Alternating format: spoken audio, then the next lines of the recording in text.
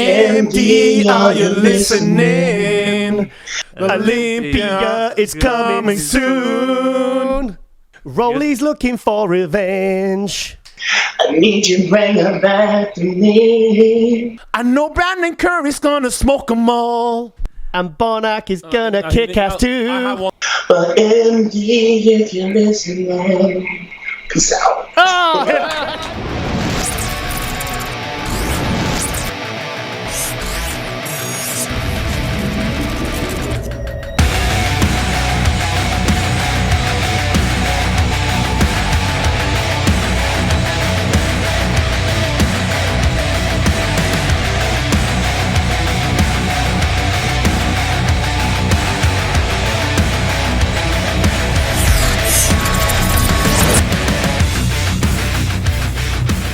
And welcome back to MD Global Muscle Radio here at the Pump Meter Studios with me, your host, Giles Dollar, and joined by my co-host, AJ, all the way from Norway. Episode what?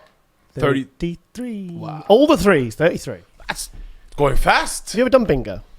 That's only for old people. Obviously, I haven't. Well, I've done bingo. Yeah, well, that's why I pointed it out. No. You've never done bingo? No. Bodybuilding bingo? Did you try that? No. Okay. Episode 33. Yeah. We're 3 weeks away now. 3 weeks away from the Olympia. I'm very excited. What's the which Olympia had you the most hyped? What, ones I've been to or just general? What do you mean hyped? What, before? You mean? Yeah, before. Like you couldn't wait. Oh, well, I really... Like the way I used to follow and the way I used to get hyped about the Olympias when I started following it when I was a teenager. Like from 1990 onward. Like say when Dorian Yates did his first Mr. Olympia in 1991. I mean, that was... And this was before the social media days, before you could actually get the results. So, I mean, I would... Like, I used to buy tickets for the British Grand Prix and I always used to get the best tickets. Yeah. This was from 92 to 97. So I was only a teenager. Yeah. And they were like £55 and I'd always get the best. I'd always get them when they were available. And I used to just, like 2 weeks before... £55 in 1990? Yeah, there were £55 for the top one. And you'd be in the fourth row. Oh, okay, so it's worth it then. And you'd have like Kevin Navrone, Dorian, Chris Cormier, NASA, Ronnie. Were they sold out? Yeah, they were all. I don't ever remember 93. That was when Charles Clement won. With Flex Wheeler came second. But yeah, I mean that 1992 Olympia. That was the day after we talked about it in the last episode with Dorian. That was the day after Olympia. That was complete sellout, and the atmosphere. I mean, you can imagine it: a Grand Prix the day after the Olympia with pretty much the whole lineup apart from Sean Ray and Lee Labrada. That's an experience I'll never forget. And Dorian Yates said it. Well, we all know Flex Wheeler was the best one. What? Better than Lee Roney and Sean Ray? No. He said it. No. Come on. Everybody knows that. No, Dorian's... No. Flex Wheeler's the greatest guy who ever hasn't won a Mr. Olympia contest. Absolutely not. Who's better than? Kevin Navrone. No. Come on. Oh, Chris, who you got? Flex Wheeler or Kevin Roney? Yeah, that's just... Oh, you're just... No, but Wheeler, man, that's something else. That's next level, as they say. Yeah. What was Flex Wheeler's first name? Kenneth. Oh. Yeah. What's Flex Lewis's first name? Jimmy? No, it's not. I don't know. It's actually James, and Jim is actually an abbreviation of James. So Chris is right. So you got one each. He's got. Yeah. Jim Bob Lewis didn't have the same ring to it. I gotta say, I really enjoyed before Kamal. I really enjoyed Dorian last episode, didn't you? You didn't, or what do you mean? That was a huge surprise. Why? I thought you met him at the Muscle Orpington and he said it was fantastic meeting him. I know, but I've had a bit of a strained relationship with Dorian over the years. In what way? I don't think we were very sure of each other. Because I used to work for Dorian back in 99, and then, I don't know, I always used to get a bit of a weird vibe from whenever I see him. I've spent time with him, but I was thinking, when you meet someone, you think, this guy, he doesn't like me. Okay, that's the feeling you had back then. But I've seen a bit of a change in Dorian in the last year, and I think it really came through in that interview. Okay. And I was a bit apprehensive. I didn't know whether he was going to come on. I didn't know how he was going to be. But to be honest, he absolutely blew me away. He did. That was probably one of my excitement levels, what I got from it, how engaged, For me, that was one of the best experiences I've had on Global Muscle. How was it for you? Great, because in Norway, your voice is going as well. Sorry guys, our voices are starting to go. In Norway, he's legend. I don't. Maybe it's because what can I say? In Norway, it's a white country, yeah. Okay. So they tend to when you have a big white, super strong, freaky bodybuilder that dominated, you're gonna be popular, right? Right. Okay. So Dorian Yates was like the man, back in the days, and he's been to Norway many times.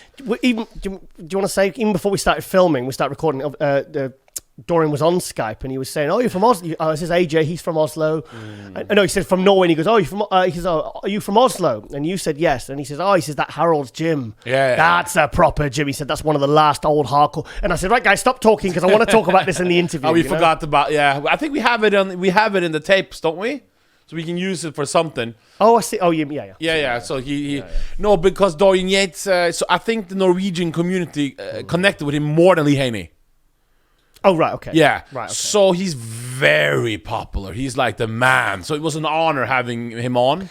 It's great speaking to him, but it's great seeing a lot of people when they turn 50, he's almost 60 now. 57, yeah. 57. But I think there's a new generation, just because when I was like 15, when you were 60, you were dead. You know what I mean? Right. But in these days, it's like... It must be that Norwegian water. Chris bragged about that Wigan water was the best water in the UK. I feel bad for you people when it comes to drinking water. Yep, scooped fresh out the toilet. Hey guys, great water. Little frog jumping out. No, so shit. Oh, okay. Anyway, no, Dorian Yates. So are you going to Peru to do some China? No, to do some Alaska. AJ. I will explain for the sake of the viewers. Yeah. He does it's Soltara. It's a health healing retreat, healing center in Costa Rica. They do them twice a year, and they use the healing plant. It's called ayahuasca. It begins with, it's hard to spell, AY. Just Google it. But it is actually a bit of a psychedelic, and it's something that maybe a year ago I was like, no. I got a lot of people getting effed up on those psychedelics, bro. They never come back. They turn gay and they do all type of crazy things. I was about to say, AJ, what did you say could happen to me? I had a friend of mine who did MDMA at a party. And all of a sudden I knocked, I didn't see him for a while, Chris. And I saw him, I knocked on the toilet and he was there banging another dude in the toilet. No! Yeah. On MDMA. So people at home, AJ, do not touch MDMA. No. MDMA. Not that I've ever used. It's not for real guys. Not that I've ever used such substances this week. Yeah. Last few weeks. Hey, come on, you're James Bond. You don't do those things. No. I'm just saying. I'm pretty sure that if I had have dabbled in those over the counter in my 20s and early 30s, if I had theoretically, I don't think I would end up bumming a guy. Are you sure? I'm pretty sure. I haven't. But pretty sure. But if you did, which men's for the Buen dia. Oh, somebody's got. We better pray that we're getting naughty today, mate. Come on. Better pray that prayer we did last week helps, because you need some security this Olympic. What if? But they're gonna find you. Bring the AK-47.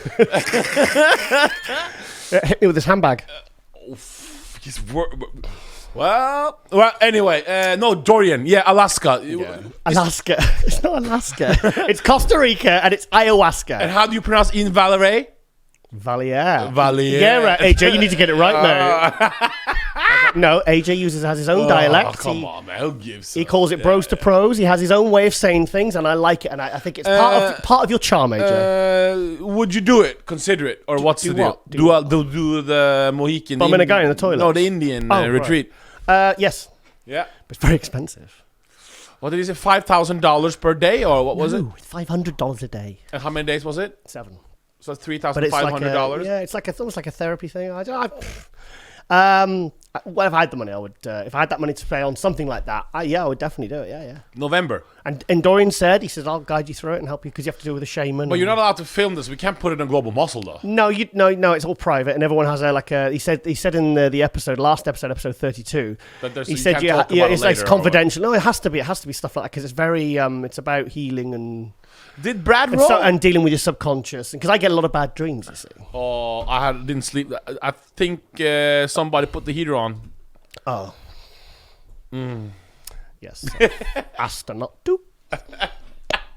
Maybe it was the cat. Maybe it was the cat jumped up and touched the heater and said, "Let's mess with Giles and AJ." Yeah. You didn't. Yeah. No. Didn't Brad roll? Dab in a little bit of this. Was it Brad? I did. He mentioned it on the MD forum. Yes, he did. Yeah. You're right there. You're right. And he says no. It's. I mean, I've never touched any sort of that sort of thing. That. And LSD, he dabs nothing like that. And he's like Dorian. He smokes his weed too. I've seen in his videos. I've never smoked weed. No, I said Brad Rowe also is into those type of things. I think all American bodybuilders do, don't they? Yeah. I can't. Honestly, I'm shocked. I think if we open a proper weed farm in Las Vegas around Olympia time, we sell a lot of weed. Hang on a minute. Maybe it's legal. I don't want to get this wrong, but has Jay Cutler got a share in, or is that Mike Tyson? I don't know. God, no. I'm sure there's a bodybuilder that said he's got shares in one of these legal. I'm a little bit different with those type of things. The Alaska thing, you do whatever you want. Ayahuasca. But when it comes to weed, man, I used to smoke weed before, and when I stopped smoking weed, life is a lot better, man. Yeah.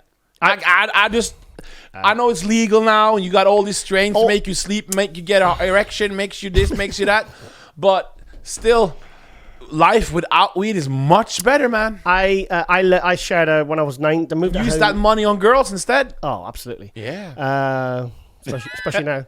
When I was 18, I moved out and I got this flat in town with like a couple of my mates. And there was a time where this was a friend of ours, a gay guy, and he was just, what's it called, a sewer. Yeah, really lovely guy. But he came in and he kind of introduced weed to the house. She was a gay sewer. Yeah, seamstress. He was like Jean-Paul Gaultier. Yeah, Yeah, he was a cool guy. Oh, sorry, I was choking there. And sorry, what was I saying? Yeah, and then he kind of introduced it to the house. And I remember because I used to work in like a pub, and I get up in the morning, I go to the gym, I travel an hour on the bus to go do legs, throw up, drive back, and come back on the bus. And I would like leave in the UK. I would leave in the morning. Girl. I would take the 9:50 bus, come back for about 2:00, and I come out and all the curtains would still be closed, and they'd all be in the same position, just sat there like stone, like the place would be an absolute mess. And I was thinking, so for 3 months, nothing got done by them. They made no progress in their lives. They just sat around and chilled. Yeah. And I was like, got a lot of people like that in Norway, man. So in the morning, I would put on because I would put on my blood and guts video. And then I'd have my coffee, and then I'd put Metallica on in the morning, and they wouldn't even move their budget. They were just completely like. But I think they overkilled it. But it would be cool if we smoked weed on air one time and see how we would feel. I'm not doing that. No. Chris, I've took CBD oil. But... You've been smoking every day behind them. There, you can hear, do it in the mic. Oh. Smoke weed every day. Oh, no, it's not smoke weed every day. What's the song? That's Dr. Dre and Snoop. Ah, yeah. Okay. You put that on the house today, Dr. Dre, didn't you? Do you feel more black then? No. No, okay. Chris is like, no. No. Okay, Kamal. Oh, you liked that, didn't you? No, there's something about... you liked the second half of that interview especially. It's something about... Kamal Elgargni. In Norway, we have a lot of people from Arab descent or North Africa. Okay. And those who are achieved something, like Kamal has achieved so much. Legend. They speak when it's such a good authority when they speak. You know what I mean? Yeah, when yeah, like really like, and I just like that. The way he's just like, I beat all of them. Hadi ain't nothing. I beat Hadi 3 times when he was 80 kilos. I beat Ashkenani, but no, we are definitely... such a cool guy, Kamal. After this episode, we really should go down and see him. It's about 2.5 hours. When next time you fly in, we'll go down and see him. We'll go have some food at his house because he's a very hospitable guy, and he really appreciates the fact that if we go all that way to see him. I went last year and I did that episode on Muscle News Weekly. Was it 121 or 22? It was the best muscle. Well, I haven't seen. How many did you do in Muscle Weekly? 38. 90-minute episodes. And then I filmed and edited all myself. Ooh. Everything. That used to take me 7-8 hours on a. I basically lost 38 Sundays. 30. Because I would start in the morning prepping it. I would film from sort of 3 till 4:30, and then I'd be editing it for 7-8 hours straight. Then I'd have to convert it, then check it, then upload it. Oh, the problems I used to have with uploading. Oh God, what a nightmare! But I did it.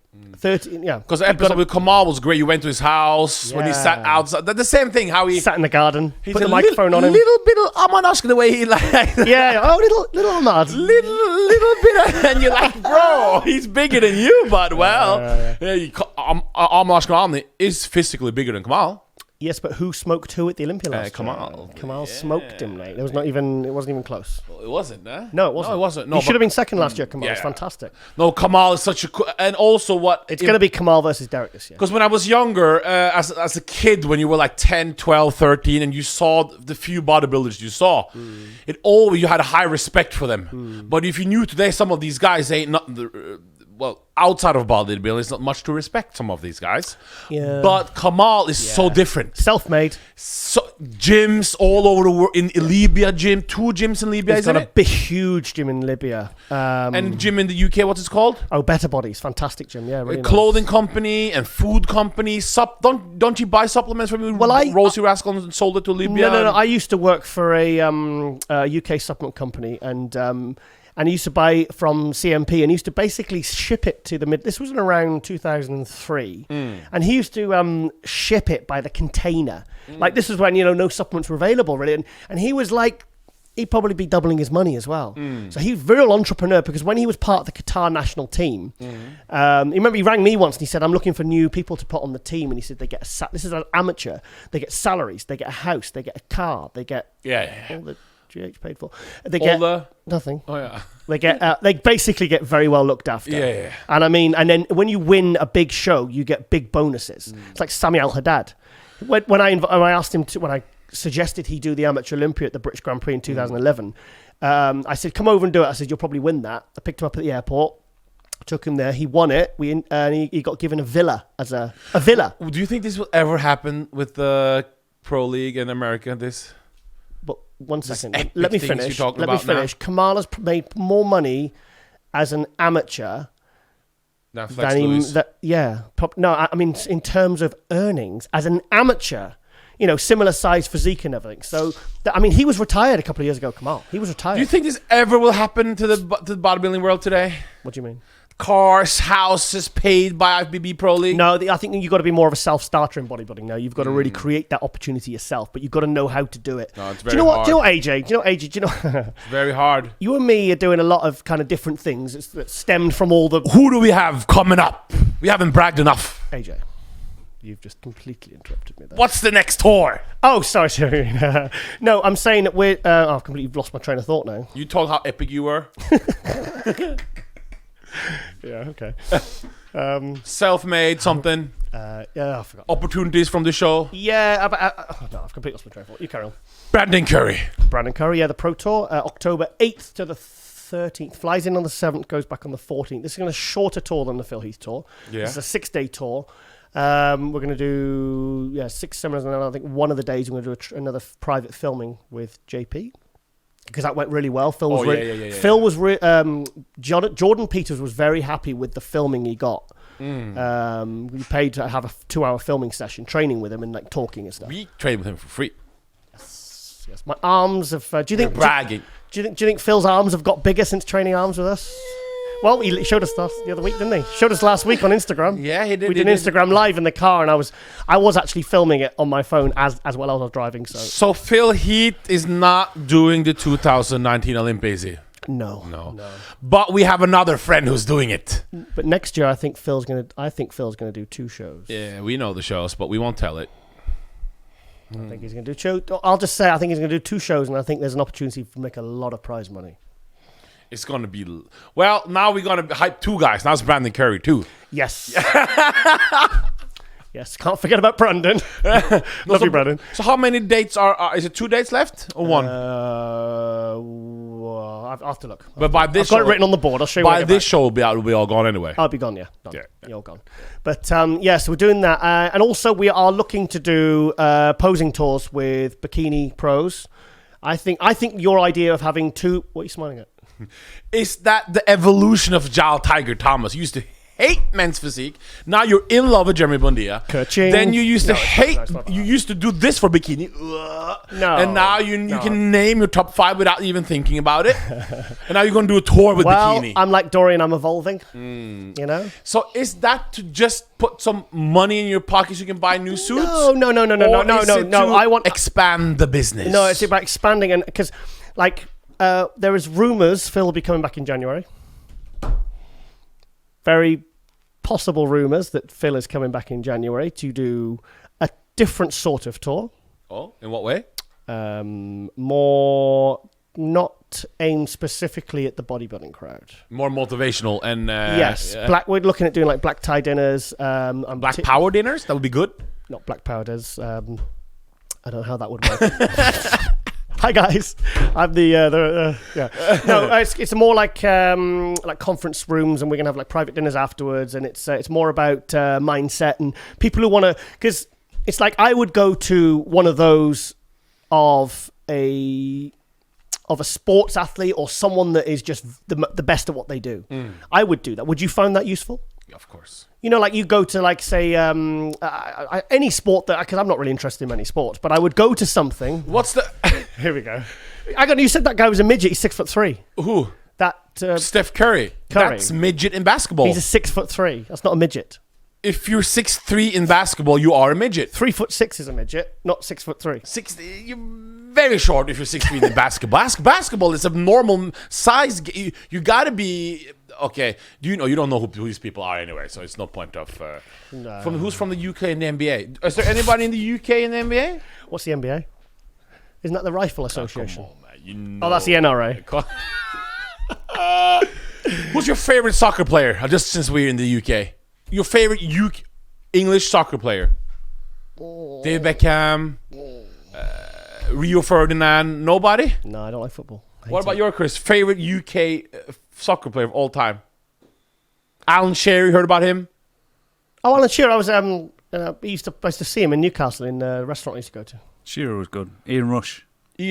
Oh, wow, you're going back a bit now. When I was a kid, Ian Rush. Yeah. I remember getting the football cards. I remember doing it just because all my mates were doing it. Or Bruce Grobbelaar, because he had a great name. What about current? That's a good porn star name, that. Current, I couldn't name one. Raheem Sterling. Who? Okay, yeah. Anyway, black ties, Phil Heath, Brandon Curry, we on the rise. It's the same effect as when I used to talk about bikini. Oh god! No, but I'm excited now but the thing is, the good thing about this show is once you get to know the athletes, you start following them a little bit more. It's like when we connect with the athletes, and then they start interacting with you a little bit on social media, and then you start to generate interest, because that is how you generate interest. It's from shows like this. It's from going to and making sure the events are covered, and also AJ, what are you and me going to be doing? I'll give you a clue. Hosting. What though? Comparing. What's it called again? It's called. Well, I've been approached by Miami Pro Angie Weston, and she asked me. She said, "Giles, I need a host for my events, and I've got them. They're all over the world. I've got 6 this year, this and next year. Amsterdam, gotta get you smoke some weed there. That's for sure. Amsterdam, be interesting. You gotta smoke some proper weed in Amsterdam. I don't want to smoke weed. Me either, but we're gonna get you to do it on camera. I'll smoke some crack, but can you? That's not even available in the UK. This is a bodybuilding show. It's not about your fantasy. No, I just have protein shakes. No, but so hosting. Tell me more about it. Yeah, no, because there does seem to be a very small pool of hosts. So she approached me, and I said, "Look, it's only Bob Chick, isn't it? It's Bob Chick, yeah, pretty much. That's it. But he's fantastic. Oh, he's so. Awesome. The thing is, he's so good at it. It's like everyone just says, "Oh, there's no point." But no. So I thought, well, this is a good way to kind of learn the ropes. And I said, look, I said I want AJ there with me. I said I want him there. I said because Like if I need to take a break, I said, why don't you both? No, Susan, why don't you, AJ? Listen, why don't you have us both there? I said then because if there's a show where I'm not available and you've got me as your only host, then you can have AJ. And what would you like? It's just before you and me hosting the Olympia press conference. I used to. I looked up to Aaron Singerman, Aaron Singerman from Redcon, because he has a lot of people talk a lot of bad things about him. Let's just say how it is, especially on the forums. But what I looked up to him was that he started as just an RX. Yeah. Gossip. He was on the radio. He had a column in Muscle Mag. Yeah. And he went to now being the official host of Arnold Classic with Redcon. They're hosting Arnold Classic. He's not hosting it. No, but Redcon owns Arnold Classic now almost. Right, okay. You know what I mean? Like, right, okay, He's got all the up-and-coming bodybuilders, Luke Sandow, so-and-so. Antoine Blessing, you know what I mean? Yeah. He's created Redcon. His friend, what's it called, PJ? Blackstone and... no, they're not. I know, but Blackstone and PJ has come somewhere. Right. But Aaron is going, like, it's... Yeah. You know what I mean? Yeah. And, like, this is very impressive. Yeah, very short space of time. But now it's more out. It's like, have you always seen me talk about Joe Weider a lot, haven't you? Yes. On the forums since day one. Yeah. And I'm starting to feeling like, I remember when I was like 14, 15, 16 at school. Everybody sat in the classroom. I had my Flex magazine, MD magazine. And I told everybody, look, this is Gary Stridham. This is the shit you got, and people are like, ugh, that's gross, that's disgusting. Because in Norway we didn't have those type of things. Yes, it's like, that's gay or that's this, that. But no. And there's so many people have gotten involved. Like back in the day, I used to be a street guy, as they say. Yes, and they didn't train with weights and all. And I was like, nah, guys, we got to stop now. Now we got to eat our proteins. Now we got to hit the gym. You got to lesser your recreational narcotics. Yes, and increase your protein and your barbell curls. And like, you know what I mean, with other girlfriends, I was like, okay, can we watch Titanic? I said, only if we want pumping iron first. So I'm seeing now, like, obviously I want to get rich, of course. Like Joe Weider was a very rich man, but it's to spread bodybuilding everywhere. Yeah. And get bodybuilders, put them more on a pedestal. Yeah, they deserve it. But not everybody. Not everybody don't deserve it, because we have a lot of guests here that don't deserve nothing the way they are. Well, but we have people that really deserve it. Yeah. Like Vince Taylor. Yeah. Like Leela Brada. Yes. Like Phil Heath. I mean, could you see Antoine Volant? AJ, I'll ask you a question. Do you think we'll ever do a Globe Muscle Pro Tour with someone that's refused to come on our show? No. Given the Never. effort that all of us put into this show, the production, the set, the fact you flying over, the lighting, just everything. The fact that like they would say, no, I don't feel like it. Do you think then we would book a time and then don't even show up? Well, yes, that's happened. Oh, my phone broke. The alarm didn't wake me up. I was high, so I had a doctor appointment and I couldn't. I don't like that girl anymore. I won't say her name. But dog ate my homework.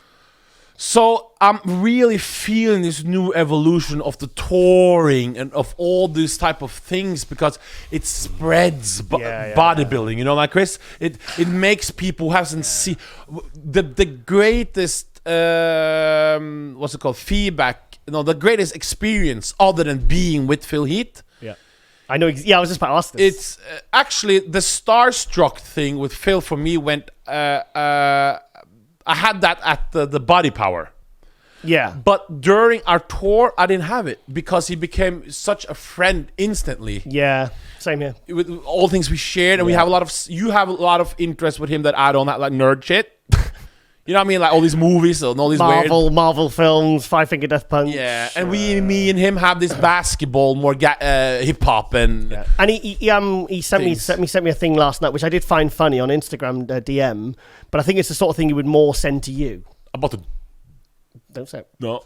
No, it's just humor. Yeah. It's like a certain type. Can I say black humor? Yeah. Yeah, I can say it. But but I did find it funny. But I think that's the sort of thing he would connect with you more. So it's like, so that start. But the greatest part was the to know that a bodybuilder who's been criticized for not being a giving person. Yeah. The feedback. That's all he did all week. And the positive, like... Yeah. You know, the people crying and people, you know, at the pop media, the first one where people were clapping and like stand there for hours. Yeah, I mean, that first night, the Chris's one, the audience, Pump Media's one, the audience with. I mean, there was points there for like... I mean, the fact that he could hold people's attention, anyone could hold someone's attention, especially bodybuilding fans, for 2 hours. You could hear, I looked up a few times and that you could hear the pin drop, apart from Phil's voice. Yeah. And I was thinking, that's how engaged people are with what they're saying. And do you know what I found? It was the partners, because when you first walk in, you can see all the bodybuilding fans, the guys. And then you can see the odd female bodybuilding fan or someone who trains that, you know, respects him. But most of them, 50% of the people that were there were really not interested in Phil Heath or bodybuilding. They couldn't give a shit. But an hour in, they were the ones, in fact, were probably more engaged, just as engaged, and that's the measure of a successful evening. And a lot of girlfriends to the guys. What do you think, Chris? Yeah, he's nodding. A lot of girlfriends to the guys probably were there because of their boyfriend. That's what I'm saying. And they were looking at Phil's chest. Oh, right. Oh, that's not what I was saying. No, but also got inspired. You saw them clapping and they were like, oh, this guy is such a motivational man. Yeah. But enough about Phil. People hate us when we talk about Phil, even though we still do it. Sorry, my voice go. But the point is... the whole ethos, the whole thing I think we all took away from that tour was that we can really spread some positivity here. Yeah. We can really give something to people. Like, I'm still getting messages from people that have took something from it. I feel like it changed my life, and I can't wait to do the next one. So the point is, we want to start doing different types of tours. We want to do posing tours, because I always complain about the posing. Yeah. So maybe we should get Vince Taylor over and do a UK posing tour. Maybe we should get 2 of the top bikini pros in the world, Olympia pros in the world, and bring them over and get all the British girls and the European girls how to pose. You know, we should... there's so many different countries we could do these in, and it's so good because I've been in Norway. Bodybuilding is nothing, so everybody looked at me weird, you know. When I can't believe that. Yeah, but when we wear our fanny packs and you know the American Ronnie Coleman pants, you know, the big jogging pants, and atomic shoes after the gym. I used to wear a padded lumberjack shirt, but now it's like. And we've been through a lot of shit in our lives, haven't we? With depression, with drug use, with not being the best we could be. That's just this week. Not even kidding. No. Oh, no. Seriously, you've been back on it? Or No, not that. No. Okay. Depression and things like that. But anyway, to see that there's a job for us in this world, that we can fulfill our destiny. There's a role to fill. And we haven't even started. Yeah, barely got started. We on the move, rise. Yeah, totally. What time is it? We've got literally about 3-4 minutes before we have to shut it down and get. Let's see if he's. You want me to check my phone? Yeah. Right. Okay. Pause it. We got edit it. Just stop it. No. Yeah, just edit it. Just stop it. No, keep it going. Just keep talk. Keep talking. Yeah. Okay, keep it going. Seriously? Yeah, this looks very unprofessional, bro. No, because we have a guest that we want to make. He's a very big guest. We want to make sure he's 3 weeks away. What you got there, AJ? Oh, it's really hurting my ears. That way. It's my Olympia medal that I won for being a schmo. Oh shit! In 2004. Top 3 guests you'd like to get on the show, AJ? That we haven't got on yet. We've had them all. That's top 3. Bodybuilders first or celebrities? Hang on.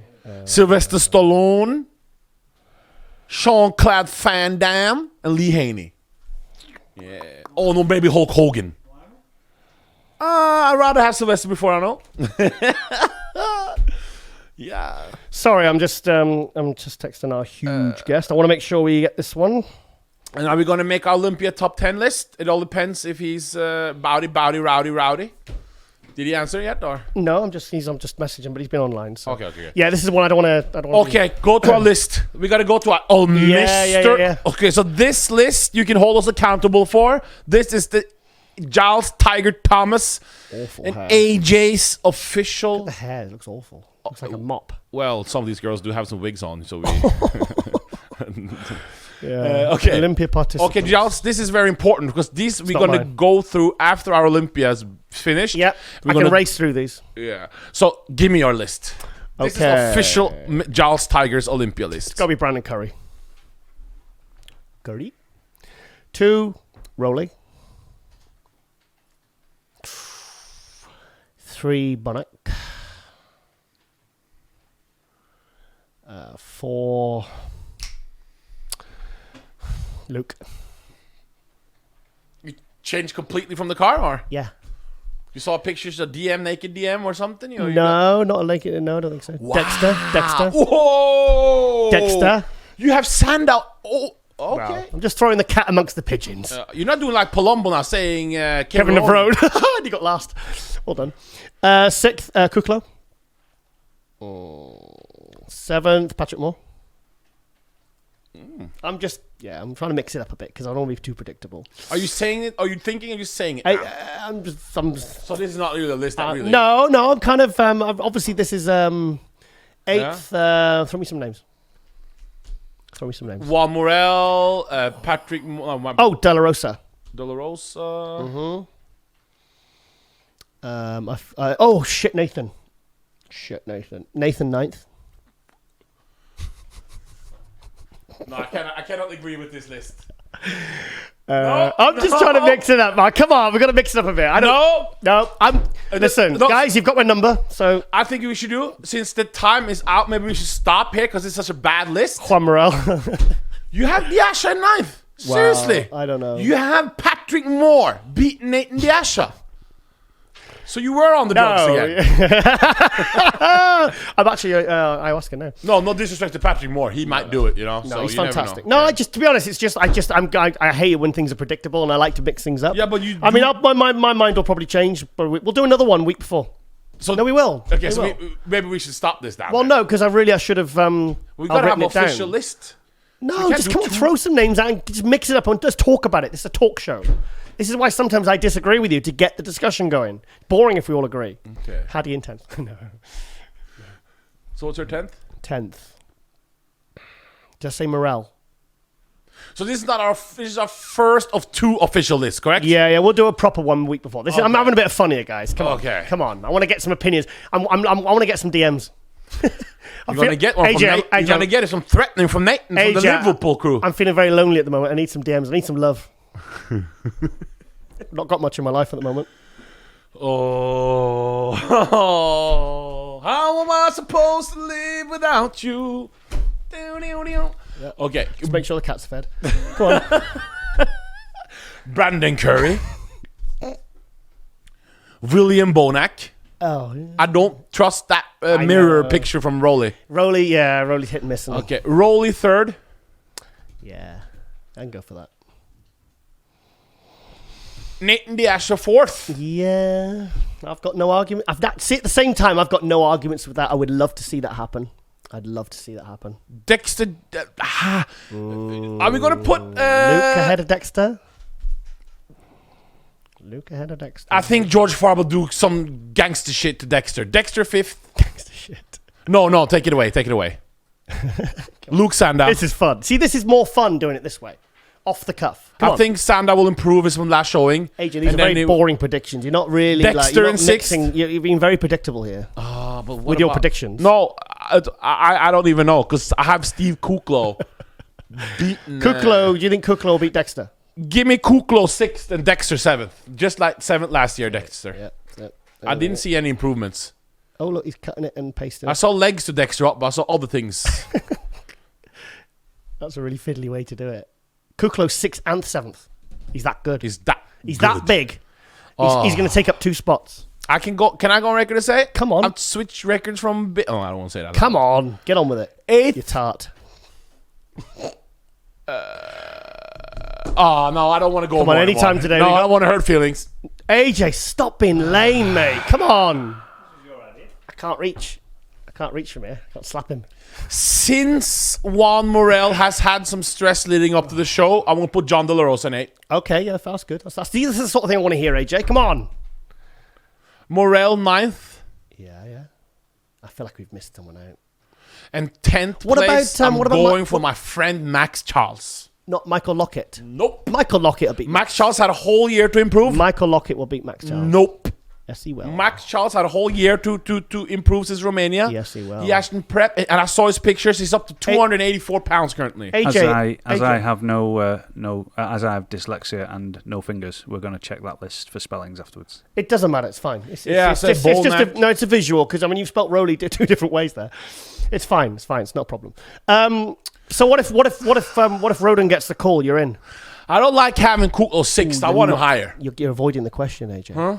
So Sean Roden gets a phone call. You're in. Who? Sean Roden, Mr. Olympia. If he gets a phone If call? he gets a call, you're in, and he's prepped, and he's I'm ready. I'm ready. Okay, so Josh, where do you have him first then? Oh, well. I agree. Just I don't actually want to answer that one. If Roden does it. Third. I'm just going to check something. If Roden does it, I have him second. Okay. Sorry, I'm just. This is our very special guest, and I would never normally do this. I'm sorry, but Sing me something, AJ. Sing me something. No, because we can wrap it up anyway. Okay, global this is a muscle intro. No, we've got a few minutes because he's just setting his Skype up, so we've got a few minutes to play with. So we can say who we got now. Then I'm feeling a little bit naughty today. We have the conqueror, William Bonac. Oh, you feel naughty? What do you want? AKA Big Willie style. No, I called him that in an article once in Flex. He didn't like it. Bonac? Yeah, what was it? Big Willie style. No, Big Willie. No, I was back. No, listen, I've got to provide some context. I did an article a few years ago. There's a lot of Elton John over there lately, haven't you? Oh, Liberace. Big Willie style. Liberace. What are you talking about? No, what was it? I did an article with him for. No, this was Flex magazine 3-4 years ago. Yeah. And I had 19 pages in it. I did an article on William. I did an article on Samuel Haddad. I had my column. You didn't call him Big Willie.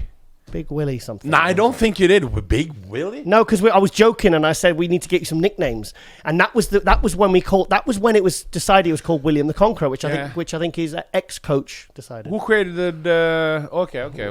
No hell. Yeah. So this list, bro. Let's go through that one more time. It's fucked up. So you have Roden in. It's really fucked up. Right, like it. What's it called? A parent. What do you call it when you put like? Could Roden win again? Imagine that if they let him in. And he won it. Yeah, but could Kai Green come from the sky and come down and do it? He's not dead. If Kai Green and Roden and Phil Heath and Hardy did it. Oh, you're just smoking. Should we make a new list if everybody did it?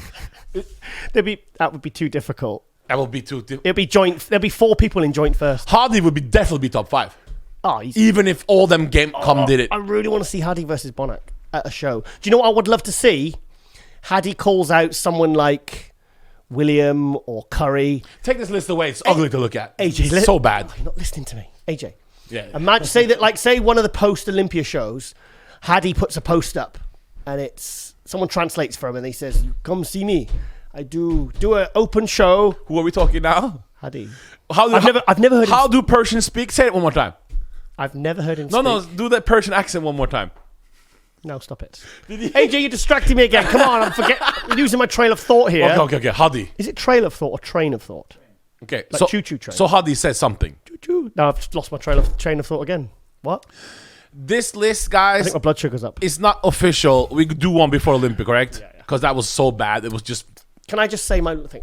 So this has happened. The post-Olympia show, somewhere in Europe, obviously not America, because he can't get there, poor Hardy. And then he sends like a what's it called? A pigeon out in the... Not a pigeon, like a declaration or a come on or a challenge. A challenge. Throws down the gauntlet and says, right, the top 3 at the Olympia, Rowley, William Bonac and Brandon Curry, come and meet me at this show and I'll be there in the open class. Are you going to do it? Depends on the prize money. We're not doing anything for free. We learned that from Phil Heath. No, but really calls them chicken. Bark, bark, bark. Nah, you need to put some money on it, bro. It's not free to prep anymore. Well, they'll have big checks from the Olympia, won't they? Well, after taxes, ain't much left there. I know. So, it's not actually. Yeah, I was actually surprised when we were told that. Yeah, it's a lot of... You got to create other opportunities from as your career as a bodybuilder, right? Yeah. One last thing. What's that? I loved the challenge round in 2004. Did you? Hated it. Why? It's pointless. Seriously? It was about pointless as a chocolate teapot. Why? To see the people call people out and you get points then and there, and Triple H was in the middle and pumping you up. Crap. Stupid. It was a stupid like People's Choice Award with a wrestling belt. It was but stupid. that's just nonsense. And then saying they're going to vote for. Right, we're ready to go. Cool. Okay, Global Muscle. This has been a weird intro. It's been good, but it's been weird. A very weird intro, but I've enjoyed it. Yeah. So, okay. Buddy. We're going to be back with our first guest after the break. Big thank you to our sponsors, High Tech Pharmaceuticals. And we'll be right back after the break with our first guest on Global Muscle. Do you want to sing us out quickly? Not really. No, we do that after. Not really. And we are out. Yeah, we do.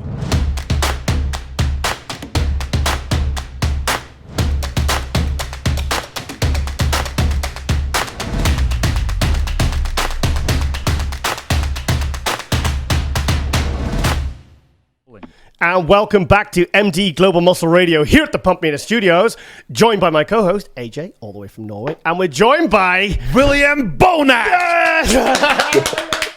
Very excited to have you on, mate. Yeah. Thanks for showing up. Thanks for coming. Yes. Thank you for inviting me. Yeah, so Appreciate it. this episode will air 3 weeks out from the Olympia. So how are you feeling now? This Olympia here, it's wide open. You play second. You play third, fourth. Uh-huh. And this time, William, you can you can smell it now, can't you? I think all the guys can smell it. Yeah. I think it's not. Honestly, it's not a nice way to win the Ascendo. Okay. With all the stuff that's going on, with the former Mr. Olympia, but I think everybody smells, for the Sando. So it's an open door for everybody, it's not a nice way to win, but it is what it is. Yeah. So we saw you, I saw on your Instagram, was it last week? You were out training with Rolly. Yeah. He came over to Holland. Oh, he came. I thought you went to Dubai. I thought you went to Dubai. I thought you went to Oxygen. No. Oh no. No, he came to visit his son's birthday. So we hooked up and we did a session together. Yeah. We filmed it. Yeah. Oh, fantastic. I remember when in my first ever video assignment for MD was back in 2011, and this is when kind of Rolly was exploding, and they sent me over to Rotterdam, and a guy called Robbie Leven. Yeah, Robbie Leven. Robbie was saying, he says, Giles, there's a guy across town. He says, I know Rolly's great, and he had was it Marshall, the other guy was there, and all the. And all that kind of lot with Sybil's crew. And he said, there's a guy across town. He trains by himself. He's very quiet. He's not really part of any kind of big group like we are here. He says his name's he's William Bonac, Giles. He says he's really good. You really need to get a look at this guy. You know? And it was just, and it was just, and I think I put you in my MD column, I think like 2 or 3 times. What was the nickname you wanted him to be called? No, that was something we talked about in the Flex magazine. Yeah, and it was like, it was really, just to see your, like, how you rose, and then when you were 212, and then, it was fantastic to see that rise. It was just meteoric, So where are you? Which gym are you training in now? And are you are training yourself? You're prepping yourself? Yes. So I've been training myself since I've been doing bodybuilding. Okay. It's just the coaching, and stuff. Yeah. So only that point, but I'm doing good, man. I'm doing good now. So I've been always training myself. I train in sport and fitness. Okay. It's like 45 minutes from my house. From 45 minutes from my house, so it's always like up and down. I train with a training partner for the past 10 years now. Okay. So who do you train with? Sorry. Who are your training partners? Do you have is it an athlete or is it a friend of yours or? It's a friend of mine, but he's like he's a bodybuilder as well. He's just never did competition and that kind of stuff, but he's like he's an athlete as well. He's 10 years older than me, fucking strong. Wow. Because most of the guys that used to train with me, some of my friends, they couldn't keep it up. They were like, they were like as young as I do, but they couldn't keep it up. And Kendrick is the only one who can keep it up with me, despite his age, So I really respect this dude, and he's been pushing me in the gym around as well. Because you're still quite young, aren't you? You're one of the younger competitors in the top 6. One of the 35. 35. I take Brandon. I'm older than Brandon. Oh, are you really? How old are you? Aren't you 35, 36? That's young. Sorry, I'm 37. Still a baby. Yeah. Still a baby. From May '82. Okay. Yeah, so you and Brandon really are the youngest. You know, you got Dexter and Rowley, and I mean, they're kind of, you know. What do you think about Dexter Jackson package at Tampa? I was surprised. You know, he looked really good. You know, and my problem with him was his legs, and and I couldn't see, any how you say, like any fault in his leg anymore. No, they were good. So he brought it up, and he did what he had to do and won the show. Yeah. And at this age, my God, man, I wish I could do it. Yes, that's the 13 years time, isn't it, for you? That would be. Yeah. Wow. By that time, I hope with God's will, I'm retired and enjoying my family, maybe my grandkids. I don't know, So because your first year, I remember seeing you at the British Grand Prix in 2012, and that was when you were a 212. Yes. Wasn't it? And then so it's really you've only been going really kind of 7 years. Yes. Not so long. So was your placings were 13th, 8th? No, 15th. 15th. 15th, 8th, 5th, 3rd, 4th. 3rd, 4th. Yes. That's not a bad record. That That is not a bad record. That's very consistent. Yeah, thank you, brother. But we're not going to go into too much detail. But what did you mean? But this Olympia, when you said. Are the guys feeling, as you said, it's not the same, or when you said it wouldn't feel the same winning? Do you really mean that though? I really mean that. I seriously really mean that. It's like it's like, for example, it's like let's go a year back. Go a year back with Sean Roden and Phil. For example, let's say Phil wasn't there. Phil would be like, okay, I'm retired, and he wasn't there, and Sean won. You win. It's good feeling, but it's still not the same as winning from the champ. Okay. Yeah. You get me? Yeah. Like, taking the title from the champ. You understand? Now it's like, okay, it's like it's an open door, it's not there, so anybody can get it. We still didn't beat the champ. Okay. Yeah, but there's always going to be guys that are going to retire. They're always going to be like when Lee Haney, like he didn't turn up to the '92 Olympia. Dorian won it. It still was a victory. Yeah, you got to be in. You got to show up. I understand it, but it's still, to me, but personally, it doesn't feel the same. Right. It doesn't feel the same. Like it's like with Sean, him taking the title from Phil, that's an achievement. Yeah, that was a big achievement. You understand? Because nobody could have do it. Everybody was like every year people were like chasing Phil, and nobody could get him. And he got him. Last year. So that's achievement. For us going into this Olympia, it's great. To win it, it's even amazing. But we still didn't compete against the champ. You understand? You still want to beat him. And so that's how I feel about it. Yeah. Oh, okay. So you're saying you're prepping yourself. Do you get someone to look at you? Do your training partner look at you? And I mean, because yes, my trainers, we always been doing that. For the past years. Like posing in the gym. And I have also like a close friend of mine. Yeah. And who's like, he has athletes as well. And he's been doing this for years. Yeah. We used to compete together, and he's like looking at my body. He used to do this even when I was with my former coach. Okay. Yeah. So like. Because my circle is small, and I have like to build a wall, because of my circumstances back in the past. So I don't let people quickly, into my life, So these are the people that I really trust. So when I get something and I want a second opinion, those are the people I will ask, because I know they will be honest with me. You understand? You have some people, their friends, they'll be like, no, you look good, and no, he's honest. He will tell you no. You don't look good. You are holding water. You need to do this, So Did Sybil not approach you when obviously this all happened a few weeks ago? Did she not say, look, if you need a hand or if you want me to look at you, or because did Sybil, Grandma, did she ever approach you and say no? Because the same town. I thought maybe she could look at you because William, she's already spoke highly of you. Yeah, I know. Listen, me and I'm a kind of loyal person, I like Oma as well, but she had a chance with Rudy, and I'm not gonna, and she's known, when you call Sybil, it's attached with Rudy. Right. You understand what I mean? So I'm not that. And by the way, I have to have the connection with you. You understand? Yeah. So I have to feel the click. Yeah, So I'm difficult when it comes to that. Because listen, a lot of people forget this is also a health issue as well. You understand? We are risking our life as well, in a certain way, so you got to be careful with who you trust and who you don't trust, So Yeah. So for all the William... Oh, sorry. You want to say something? No problem. So for all the William Bonac fans out there, and there's many, this prep you're doing now is going well, like it's always been going. Are we gonna see you improved or the same package? What will we see at this Olympia? No, you're gonna see me improve. You're gonna see me improve. That's something for sure. Yeah, definitely. Because I didn't like my shape from last year as well. A lot of people tell me, "Oh, they robbed you," blah blah blah. I said, "No, man. I'm even lucky. I got placed fourth. So yeah, I wasn't happy with my physique." AJ, what did I say about the 2017 Olympia? No, Giles had you winning the 2017 Olympia.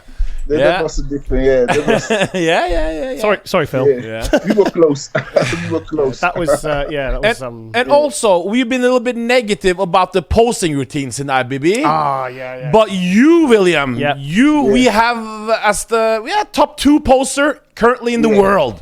I'm happy you mentioned this. I'm happy you mentioned this. Thank you. Beautiful routines. Like they made a new rule, like the posting rounds will be counted as well. Like prejudging, posting round and finals. That's what they mentioned. It's all you will get points for it. Wow, fantastic to hear. Yeah, but still, look at the past shows. How many of these guys did practice the posting routine? Or you can see when the people post, you can see if they did the homework or if they did not the homework. It's the same thing what they do with the with the normal posting rounds, with each other. It's the same thing. It's nothing changed, and that's why to me I'm this guy when it comes to that. It's entertaining. Yeah. Who does you? Entertaining. How often do you practice? Because I love that the new routine you had the last time with the music, the Arnold Classic. And also when it comes into what can I say? I just love the African theme music. Because there's a lot of I'm a Jamaican and Norwegian, and we see a lot of hip hop, but we don't see a lot of African theme music, right? And Bonac is very different. It's very refreshing. It's. Thank you. So how often do you practice this, and who picks your music? I pick my own music, and my woman helps me with it. If I doubt something, I would tell her okay, which one do you prefer? She will help me choose. As my posing, I used to practice my posing, but when I get on stage, I was so nervous, and you see me thinking, oh shit, I forget this one. So I would be confused on stage. When? This maybe 3 years ago. Oh really? Your posing's always been so strong though. No man, it's getting better you guys and better. Don't know because if the people who know me, they could see it, but you guys don't see it, But since then, I was okay. I will practice if I have a new idea, I will practice that posing, only that posing, and then maybe with a posing that fits, that with a transition, there's smooth transition, So I have 2 poses, and I'll keep that one in my head, and just. Do the normal posting what I always do, and then when I come up with something new, understand, then I will try to put that as well. So practice that posting alone. I won't put it together. I don't put nothing together anymore. I just practice that posting, and once I get on the stage, I hear my music, and I just freestyle. That's the best. From now on, that's the best thing that has helped me. Just freestyle and just go, and all the stuff that I practice, I put it into it. Same as Cedric. Yeah. Cedric does that as well, and he really feels the music, and he kind of goes with it. Because you do a lot of floor poses and classic poses, and honestly, I always look forward to your posing routines because I'm just so disappointed by the rest of the guys. It's like, I mean, in the 90s, you'd have blended in as one of because everyone was so competent at their posing. They used to put so much. I mean, we had last week we had Steve Cooklow, and I said, Steve, just choreograph at least 1 minute of your posing routine, please. Yeah, because it means. Most of these guys, they are so tired, and they don't want to go and practice the posing routine and that kind of stuff, But you need to, if you're not good at it, you need to practice it, Because back in the days, I did the same thing. A lot of practice. I will write go on YouTube and look at poses from Lee Henny, Lee Labrada, all these people. And then I will print it out, empty pose. I will print it out and then put number 1, 2, 3, 4, 5, and then I will practice it. That's how I started. You know, so that's how I was practicing myself. And then later on, like 3 years ago, and I was like, no, man, I need to, like, when I find something new, need to practice that one and just freestyle, you know, and that's the best way, man. So you are not attached to anything, you know, you can just flow. Good. That's good. So how is your physique? What sort of kind of a body, do you go by body weight or do you go by actual physique improvements with what you want to bring to this year's Olympia? Physique improvement. Yeah. Of course, like your body weight is like, it's more like, how you say it? It's more like a line, you know, to see like, okay, if I'm not dropping too much, you understand? Right. You know, if I'm not holding too much water, you know, that's the only thing. So like once in the 3-4 days, you check your weight, but more in the mirror, you know, every day I look at myself like, okay, you know, it's getting better or it's getting worse, you know, so yes. So how are your energy levels at this point at sort of 5 weeks out? Seems good. My energy level? Yeah. It's still high, man. Yeah, it's good. It's great to see. It's still high. Good. You're buzzing, mate. You're buzzing. In the morning, I do cardio in the morning. In the evening, I go and work out. You know, just for 7 days, and my workouts is like 6 days in a week. You know, so I still have a lot of energy. But I got a good wife at home. You know, so she helps me a lot when she's at home preparing my meals. You know, so. Yeah, she's at home with you. She preps all your meals and. No, I do it like from Monday to Wednesday. Okay. Because she's at work. Yeah. And then from Thursday to Sunday, she will help me. She will fix it for me. So when I get from my cardio, my food is already finished. I just, you know, pick it up and warm it up. Are you doing any more traveling now from now to the Olympia with sponsors like USN or anything like that? Have you shut it down now? Yes, I did. I was supposed to go to Dubai. Okay. You know, but I canceled it, you know, last moment, Oh, I saw your name on the poster. The Wawan. The Wawan. Yes. It was for USN because that's when all the stuff started, you know, and I was like, nah, man, I need to focus now on this, you know, because I got a lot of things to lose, so, Nathan was doing it. Are you surprised Nathan was doing that? It's a little bit closer to Olympia, wasn't it? Nathan Diasha was out there. I knew Nathan would be there. I knew Nathan would be there. He knew I would be there as well, you know, and for me, if it wasn't my situation, I would still be there. Okay. Right. You know, but because of my situation changing, I had to sort some things out first. Understand? So I can't go there, you know, with things on my mind, you know, and not sorted yet, you know. So that was more the problem. Yeah. We saw you training with Wesley Wizards. Oh yeah. Wesley Fisher. Yeah. Do you see any potential in him? What advice did you give him? I saw potential in him years ago. Really? You did? Yeah. Oh wow. Yeah. That's so cool. As I always told him, like, if I don't see you, you're gonna love you. Yes. What does he need to do? What does he need to do to move condition? Yeah. But most of these guys, you know, they get told a lot by I don't know, judges or people around them. They need to gain size. That's what they've always been told, you know. And I always tell them, you don't need the size, you need the condition, because with the condition, you would look, you know, you would like put the illusion that you are bigger than the rest. You understand? If your condition is on point, you always look like 10 kg bigger, you know, than someone who's not on point, you know. So I always tell them, man, focus on your condition.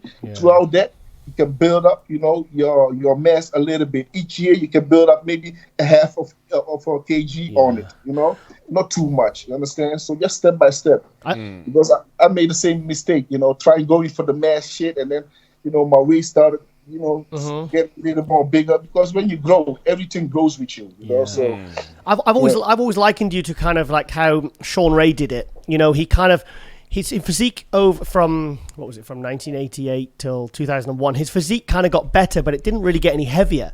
He just managed to improve and refine, and because you've got so much muscle per square inch, it's like you've got so much quality muscle. It's like for you to come in 10, 15 pounds heavier, I think it would spoil your physique.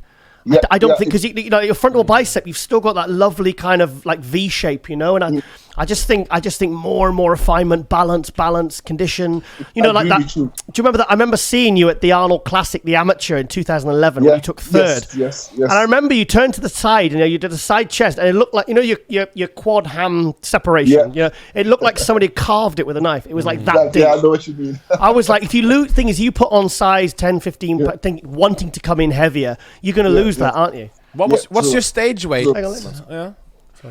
My stage weight is now last year. It's last year was a bit high. I think between 103 kg, between 103 kg, 104. Pounds, Yeah, and that's... It's like 230. No, kg. Yeah. Kilos. I know, but that's around Yeah. about 230, isn't it? Yes, around there. 230 228, or 230, 228, yeah. So The next day it was a bit better because next day we dropped a little bit, yeah. but it was already too late. I really liked your last year's Arnold Classic look. I think that was amazing. 2018. I liked it too. Yeah. I liked it too. Yeah. And the 2017 Olympia, which didn't have Rami, did not have Rami in second, guys. I was very vocal about that. I was like, when they moved Rami to the middle, I went, no. This is Phil and Rami. This is a Phil and Bonac. We call you Bonac. Phil and Bonac show. I'm sorry. Yeah. Thank you, man. Appreciate it. Didn't feel that one at all. No, I just think this. The fans. I know there's a lot of negativity, but still, for the fans, when we see the Olympia, we get excited anyway, William. And we follow your journey for a long time. What can I say?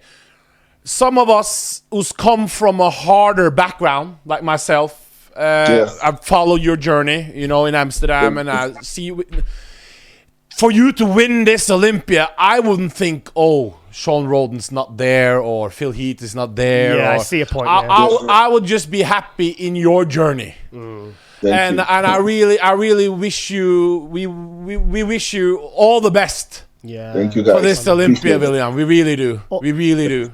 Also, William, we on last week's show we had Dorian Yates. Yeah. And we had Ryan Terry. Yeah. And we said, Ryan, my man. Yeah. And we said, I said, guys, who do you think's going to win the Olympia this year? And have a guess what they said. No, yeah. Well, they said William Bonac. Yeah, they said. William. Of course you gotta say that. No, Dorian said that, mate. Dorian said that.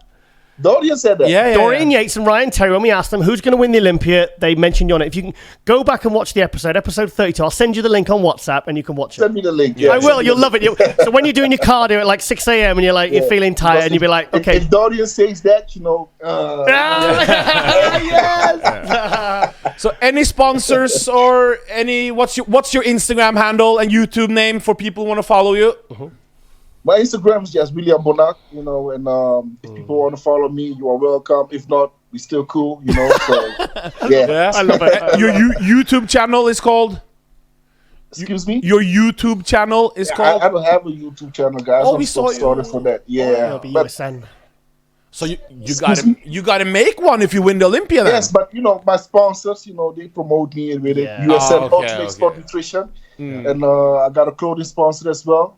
Gorilla Wear, Gorilla Wear, very popular. You know what, with the YouTube stuff, I know I need to do these stuff. Yes, but it's so much. The social media thing. William, every pro says that. Every single point they go, well, I'm just very busy. But Giles, we got so much stuff to do. I know. Me as well, you understand? But that's the whole point of having a good sponsor, because they do it for you. Yeah. Yeah, it is. That's the whole point. And they don't probably like you to do stuff outside of, I mean, I know Flex. Exactly. Yes. I'll make you a channel, William. I'll make you a channel. There you go. He didn't understand your accent. Yeah. Well. Yeah. Yeah. But thank you for taking this time. Now I know you're busy, so thank you for your time. Yeah. Thank you, guys. Really appreciate it, William. And so when do you fly out to Vegas, mate? I will fly. Normally, I go on the Tuesday. This time, I will try to go on the Sunday. Oh, okay. As early as possible, to clear my mind and drop as much as water there. Don't want to take no chances, So now I've got your number. Me and AJ might be dropping you a text, come and grab an interview. So expect a call. No problem, man. And don't let this drama. No. Don't think about it, William. Brother. My spirit, man, is unbreakable. Yeah. My spirit is unbreakable. If all the stuff that's happened to me in my past, if that couldn't break me, this won't. This little thing this is nothing. It's like a mosquito biting me. Yeah. This is nothing. Yeah, that's good. So cool, brother. Yeah. That's good. It's good to hear that positivity, William, and wish you all the best, mate. Because I'm really, really excited to see you. Really excited to see what happens in Vegas in 3 weeks' time by the time this goes. It's not 3 weeks' time, guys. Shh, wait, this is when it goes out. Come on, William. Play the game, mate. Play the game. Here we are, the night before the Olympia. Okay. Thanks you for your time. Thank you, mate. Bye-bye. Cheers. Bye-bye. Bye-bye. Bye-bye. I like that. great spirits. Yeah. It's good to see like Steve Cooklow and him. The energies they've got. It's People got good energy before 3 weeks away. Well, do you know when it usually hits you? About 4 weeks out. Yeah, that's where we are now. So oh, you have to stop. Oh shit. Yeah. No, fantastic. It's good. Great. Good to reconnect a little bit there with William because I was banging his drum and really promoting this guy, from 2011, 2014, 15. Yeah, you had. Yeah, I did a big article featuring him in Flux magazine. For people who follow Moss Development Forums, they know Giles has been on the Bonac train for a long time. Yep. And now we finally had him on Global Muscle. William the Conqueror. William, what did you call the nickname you wanted to call him? Can't remember. No. Thanks to William. Yes, big thank you there to William, and we're so excited to see that first call out, mate. Can you imagine the atmosphere? I mean, honestly, mate, that first call out when Steve Weinberger calls out those names. Can we get Brandon Curry? Can we have Brandon Curry and William Bonac in the centre? Can we have Rolly Winkler on either side? Okay, can William and Rolly swap places? Yeah. And then the place goes mental. It's really good. It's really exciting. So, yeah, big thank you there to William. So, he seems really, really, really upbeat and very excited to see what he's going to bring in Las Vegas in 3 weeks. Okay, we'll be right back after the break with our next guest on Global Muscle Radio. And we are out.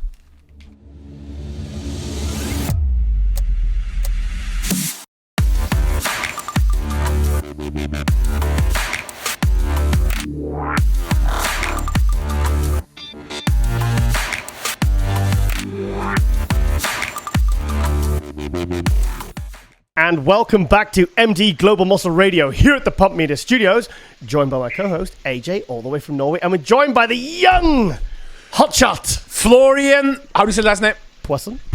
How do you help us, yeah. Can you pronounce your name better than us, please? Easy. Florian Poirson.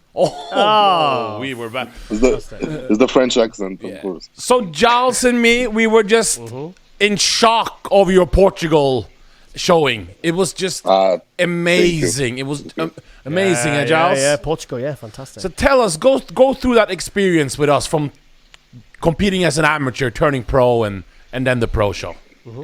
To say it was really something crazy. I mean, even in my dream before the competition, I was not expecting this. Of course, the goal with Patrick, my coach, Patrick Tuor, it was, of course, to get this pro card. But the day after, to finish fourth this competition, it was really a crazy experience because it has been 3 years that I didn't compete. I took some time off. The 2 years before, I have to say, I was not so much into bodybuilding. I was traveling, all this stuff. And 5 months ago, I decided to come back into it. And normally, the first competition, it was in September. But I say to Patrick, I need something more in a short term, to have a goal more in a short term. So I decided for the Portugal, and Patrick said yes, okay, let's do it. So the preparation, it has been 5 months. Yeah, it's super crazy, really crazy. Now, Florian, I mean, I think I put you in one of my columns. This was probably the last time you competed, because obviously I've been friends with Patrick for many years. What was the last? Take me back, because I can't quite recall the shows. I remember seeing the pictures, thinking, "You were a junior then, weren't you? Because you're only 25 now." Yeah, no, I'm 25. Yeah. Come on, that's fantastic. Yeah. So what was the last contest you did? And tell us your backstory a little bit, because we don't know nothing. Well, I don't know nothing about you. Yes, correct. So it's really simple. My first competition, it was 2015 EFBB France Championship. I won the overall in junior, and the year after, in 2016, it was the Arnold Classic in Barcelona in junior. But it was not so good. I didn't reach the top 10. And after, in 2017, I wanted to compete again, but I had a problem on my knee. I had a little cyst on my knee, so I needed a surgery, everything. So I stopped. I didn't wanted to compete for 1 year because my legs were not balanced. And so after I just come back this year. So it was my third competition this year, really. So, I mean, for the sake of the viewers, for those that you don't know, Florian's kind of been a bit of a sensation for this year. I mean, you went and you did the Amateur Olympia at the Portugal show, correct? This was several weeks ago. And then that enabled you to get your pro card. How many, was it the next day or was it a few hours later that you managed to compete as a professional? So, it was so on Saturday night at 8, something like this, I won the pro card, the overall bodybuilding in the Portugal. 24 hours after it was the pro show. And I've done 4. That night from amateur to pro, what were your expectations for the pro show? Were you just happy to be there, or were you going for top 5 placing? Of course, we was going to fight to have the best place possible. But in my mind, when I was still looking on Saturday night, the list of the competitors, good competitors, very good. For me, top 10 was something already crazy for me. I mean, it was really crazy. Of course, for Patrick, he said to me, "We are going for the top 5." But for me, it was something incredible. So to see that I've done 4, and when I look the pictures, I'm very happy. And I'm really looking forward for next year. So Patrick, I mean, obviously based upon what he saw the day before when you won the Amateur Olympia, Patrick really did think and believe, even with all those big names, that you could be top 5. Yeah. I have to say that Patrick really gave me a lot of confidence in this competition. He really believed in me, and I'm very thankful to him. Yeah. So when were you given the option to do? Did you ever consider not doing the pro show, or just like, look, I've got my pro card, I don't want to go and get potentially blown away by these guys? Was it just an automatic? Did you just said yes, absolutely? Yes, it was sure. I remember 1 month before the Portugal, Patrick told me. Yes, we go for the pro card, but don't forget that the day after there is the pro show, and you are allowed to do it. So for me, it was a little bit scary. I mean, I was not thinking really about this. I was just thinking about the pro card. But of course, when I get the pro card, the goal was already the day after the pro show. Yeah. So, what's your height and weight on stage at the Portugal show? On Friday, 1 day before the amateurs, I was at 114 on the afternoon. Sorry, say your height and weight. Sorry. 8. So my 8 is 180 centimeters. 180. So that's about 5'11". Because I'm 183. I'm 6 foot. 6'1". So, and my weight it was 140 kilo. Yeah, I'm sorry. In England, I don't know the. I know it's fine. We're a lot of people tell us in kilos. So 114. That's 240. 250 then. Yes. Wow. So you're only 24 years old. 25 with this. How's your training? What separates you from the rest? Because we haven't seen this in many 25-year-olds. Yeah. What type of philosophy do you have about training? How do you about train? The training, I will say I'm a mix between the 90. 20, and no, it means that I love to train heavy, but I try also to be smart in my training. I don't want to. I want to in 10 years to still do this sport, in 20 years to still do this sport. So I try to be smart as possible, but of course I always keep the basics. I don't do. All these new exercise you can see, it's always basics, squat, rowing, very basic. What are you squatting then? Because your legs are absolutely ridiculous. Go through a leg workout for us. What do you do? What do you do for legs? Because your legs are just something else. Yes. I mean, it's very simple. I do some bike, some cardio. After I do abductors, some leg extension to warm up as much as possible the quads and the knees. After I start to do the hack squat or some squats. Okay. Really heavy. What's heavy for you? What numbers do you use? It depends of the form, of course. I don't squat 250 kilo every week, but I try to for my squat to be at 200, 220 for 8 reps, 10 reps. 500 500 pounds. That's smart. That's 400 or smart. 500 pounds. Yeah. It's quality legs. And after I got the leg press, I don't necessarily go really heavy on the leg press because I'm really sore with the squat before. Okay. But it's all about the sensation, the feel. the feel I have during the training. I have to say I have a good connection with my quad, with my training. I know what to do.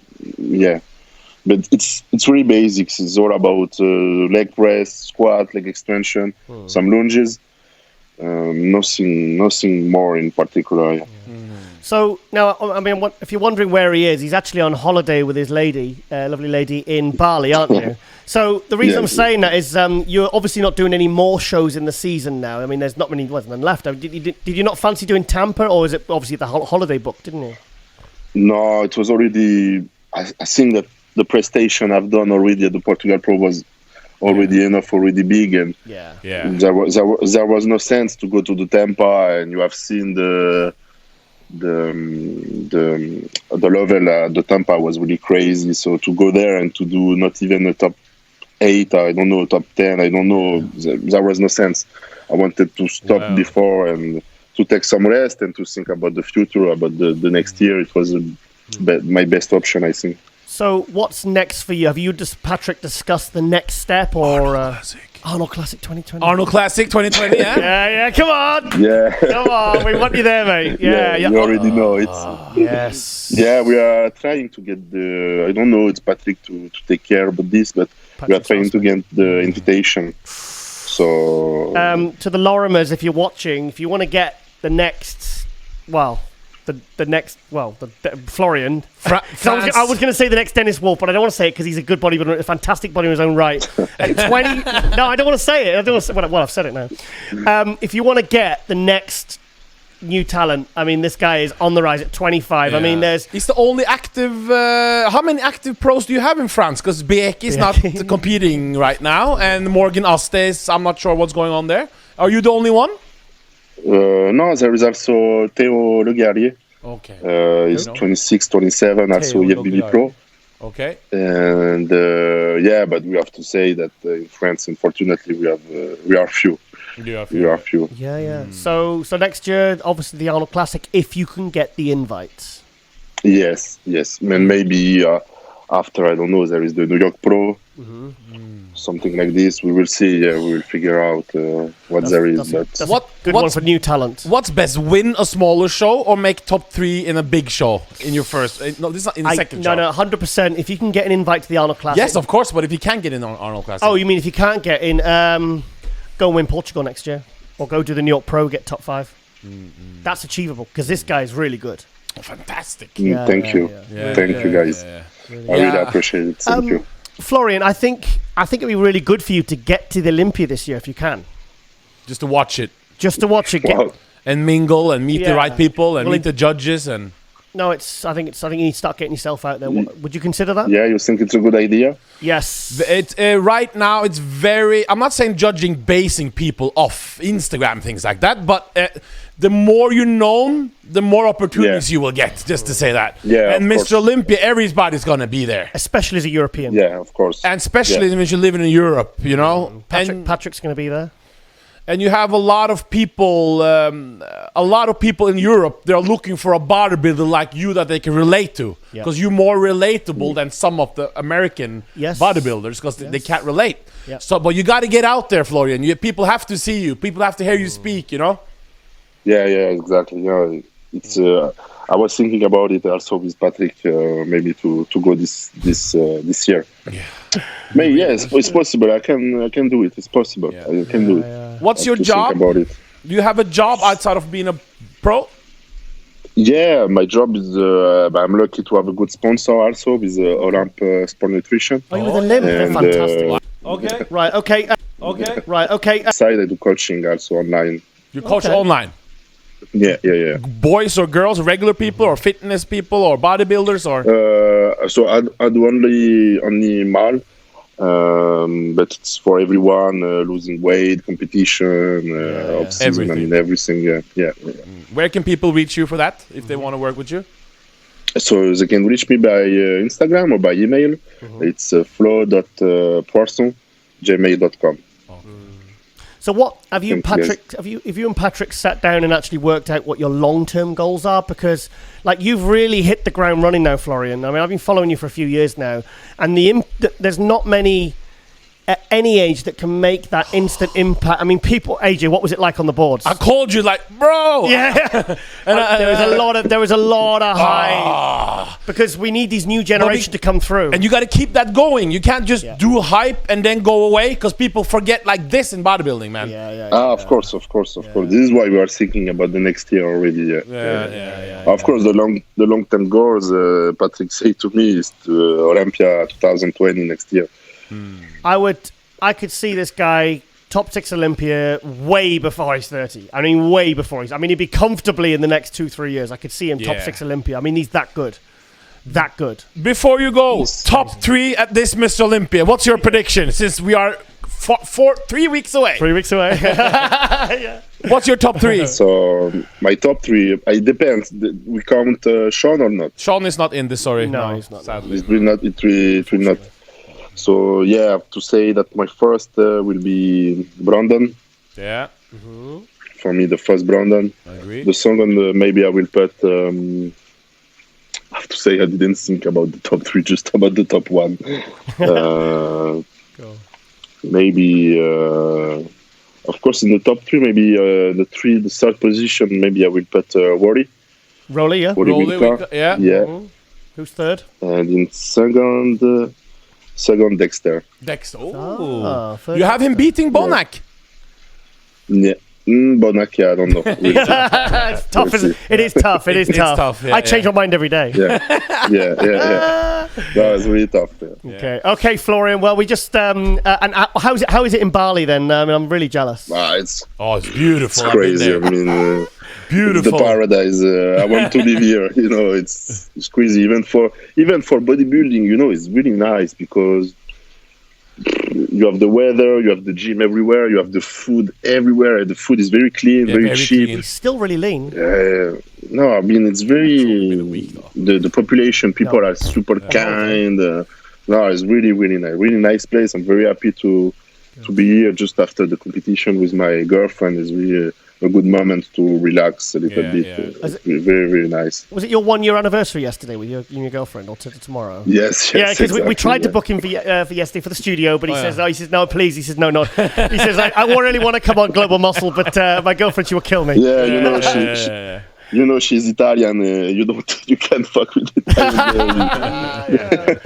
All right, then, mate. Well, I'll let you get back to your lovely lady on your wonderful holiday, and really happy to get you on and start, getting the work. Thanks to you. Really, I really appreciate it. Thanks for the help. Thanks also to all the guys on the forum I've seen on Muscula. I really appreciate it. It's really brilliant. It motivates me a lot. Yeah, thank you. AJ, I've got a feeling we're going to be getting this guy on again. So I've got a feeling we're going to get him on quite regularly because he's on the rise. If you get 4th place in your first show against Dumpsby, he's already proven. You said he could have won it. I had him winning. Yeah. So there you go. There you go. There you go. Well, we need to say nothing more. Yeah. Okay, Florian, have a wonderful holiday, mate. And I really, really hope we get to see you in Vegas because it'd be really good to see you raising your profile and getting your name out there because people need to know who you are, mate, because you are very, very, very, very good. And it's just this is just the start. I will try. It's just the start. Okay. All right. Thank you, Florian. Thank you. Bye-bye, mate. Bye-bye. Thank you for the support. Ciao. Bye-bye. Our pleasure. Have you seen that action? There's action movies in the 80s with the guy with the big jaw. Have you seen? He's a superhero. Have you seen him? He's a superhero. He's like a villain in many like action movies in the 80s. A white guy. AJ with proper jaw. AJ, I'm having. Yeah. Have you seen? He looks like an action hero. He looks just like him. He looks like an action doll. Yeah. He's like a real live action man. No, but that's something that's very kids in Europe who watch bodybuilding. He's like... But it's the quality of his muscle. Yeah, but I mean, for kids who watch bodybuilding in Europe, they can't always relate to, let's say, Max Charles or... Oh, yeah, you know what I mean? I see your point. This guy here is got... 25. Something you can... and everything. Something you can build on, bro. It's like he's got the structure, he's got everything in proportion. It's like everything. You just know you can visualize him with another £10. And the thing is, he's working with Patrick Tuor, and Patrick's it's all about slow, steady progress. So I mean, it's like at 25, you cannot rush this guy. Do you know what I mean? I mean, he's no. And as I asked Patrick, what's the next show? Relax, let him rest, let the body. I'm not like the other gurus who just want to do shows and put things in you and relax. You know, we have a long career. Yeah, we don't need more tragedies in sport. You know, so he's big thing, well care of. AJ, we're talking a lot about the Olympia and obviously how we've got no Sean Roden, no Phil Heath, no Kai Green. But you know what? Do you see that maybe there's a slight transition now? Because you've got guys like Rafael Brandao. No.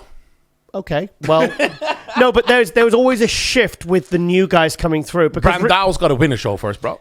AJ, Brandao is 27. He's on the rise. He's doing well. He's moving forward. Okay, let's not. I'd like to see more. Okay, Quintaneria.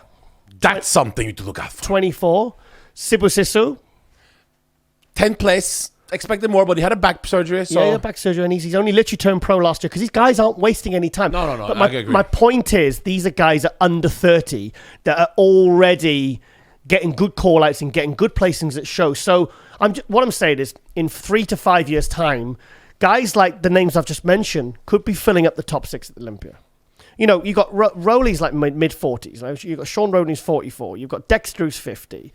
I see the old guard for 3 more years. And then we have a brand new scene. That's my point. That's what I'm getting at. That's what I'm hitting at here. So, you know, so these guys that are this good in their 20s, imagine how good they'll be in but Curry's still only 36. yeah. He's got a good 8 more years to dominate the landscape. Flex Lewis as well coming back. Flex Lewis, Phil Heath coming back for the number 8.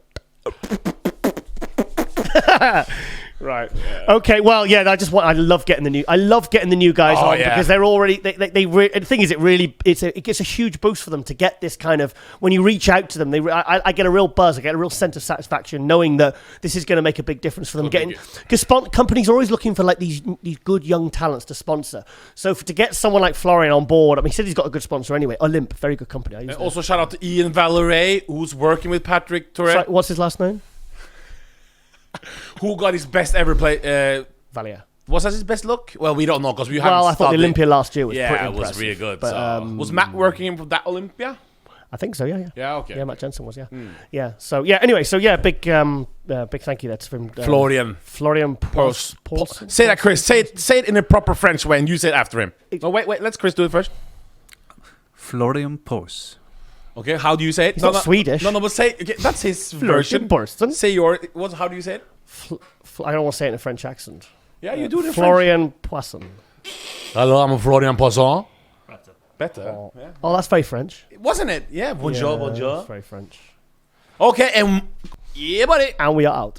And welcome back to MD Global Muscle Radio here at the Pump Meter Studios, joined by my co-host, AJ, all the way from Norway. And we're joined by Kamal Elgargni, yes! Yeah. The breakout star of 2018 in IBB Pro, by the way. Yes, the rookie. Wow. Thanks, Giles. Thanks, AJ. Thanks for having me. So it was always a pleasure to be with you guys. Yeah. And I still have you as the runner-up at the 2018 Olympia. 100%. Kamal, by the way. Yeah. Wow. I mean, to be honest, 2018 was a great year for me. I mean, to get my pro card 2017, so 2018, and to compete, do the Arnold Classic, the first pro show, you win the Arnold, you come third at the Olympia. Yeah. I mean, what else you need? I mean, I'm blessed. I mean, I know I had time to get my pro card, but it is for me was a great year. So doesn't matter how it comes, but it is a great year for me. And it's also very great that IBB Pro League recognizes his talent as soon as they saw him and gave him what he deserved, right away. He doesn't have to earn his right. It was just like us. Well, now, Kamal, we've known each other, 20 years, so I could go right through your history in fine detail. Well, let's start in fine detail, Yeah. So let's take it from the Thursday night at the Arnold Classic last year. That was. Well, Do you remember? Okay, I'm there with a camera crew at MD, and I'm saying to Steve and Jordan and as Ron, I said, guys, I really want to interview this guy over there where there's no queue, no one's there to see him. He's there sat by himself. He's got no signed photos, no merchandise. I really want to interview this guy. And they said, oh, really? Is he any good? And I said, well, I've got a good feeling. I said, I'll be honest, he could be top 3. I said, but if he's really good, I'm telling you he could win it. And they said, go and interview him, Giles. Yeah, Giles, I remember that day. I mean, I was like what you said, in my own, never prepared. I don't know. It was the first pro show, no pictures with me, no T-shirt, nothing in my table, just me sitting down. Nobody turned around. You turned around as a friend.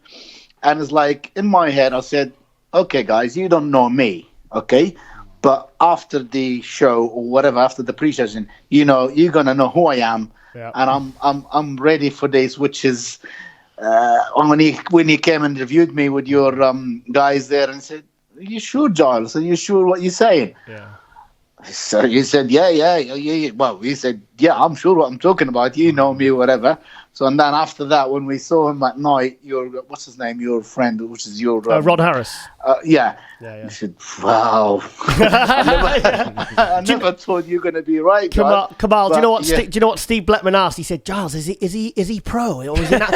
I said, look, this is the pro competitor. He wouldn't be here if he wasn't a pro. I said, look, I haven't got time to go through all the things he's won. I said, so just take it from me. I said, this guy is good. I said, and it's exactly the same what I said about 7 years ago about William Bonac. But so I mean that was just, you won that. You beat Charles Dixon, Samir Trudy, Dave Henry, Jose Raymond.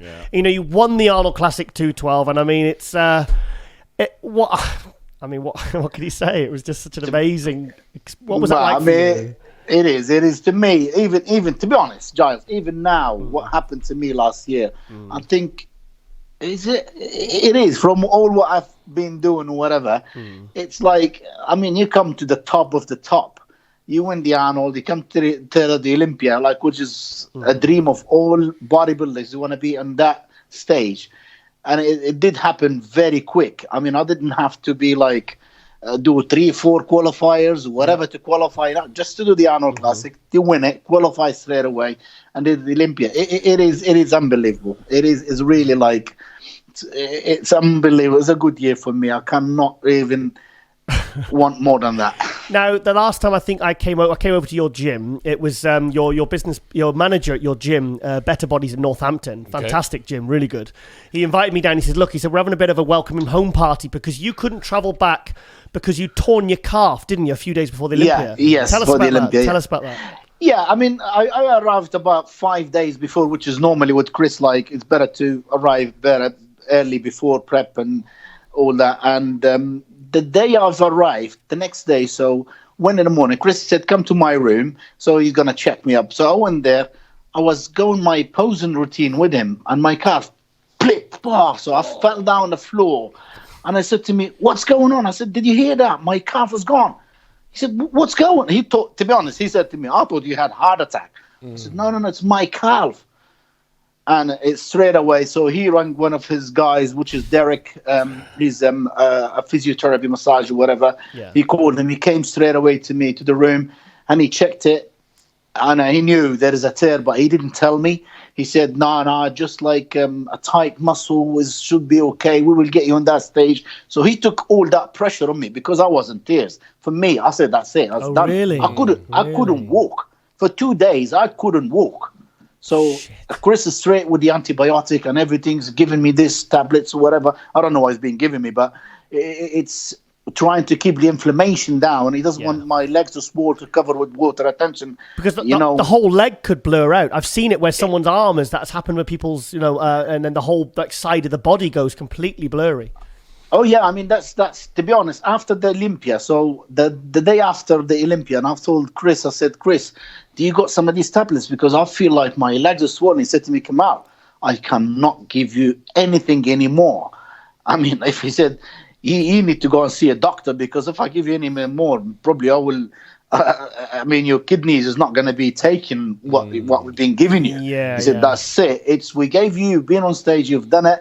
and it's that now you're gonna go. So straight away I went to the doctor there in America. So I was seeing me. I said, yeah, I'm a massive tear in your calf.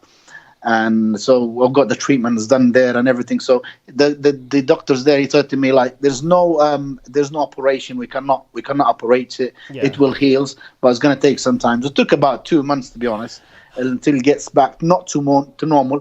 You cannot tell now, to be honest. It was a massive tear. I was going to ask No. It doesn't look bad. It's still there.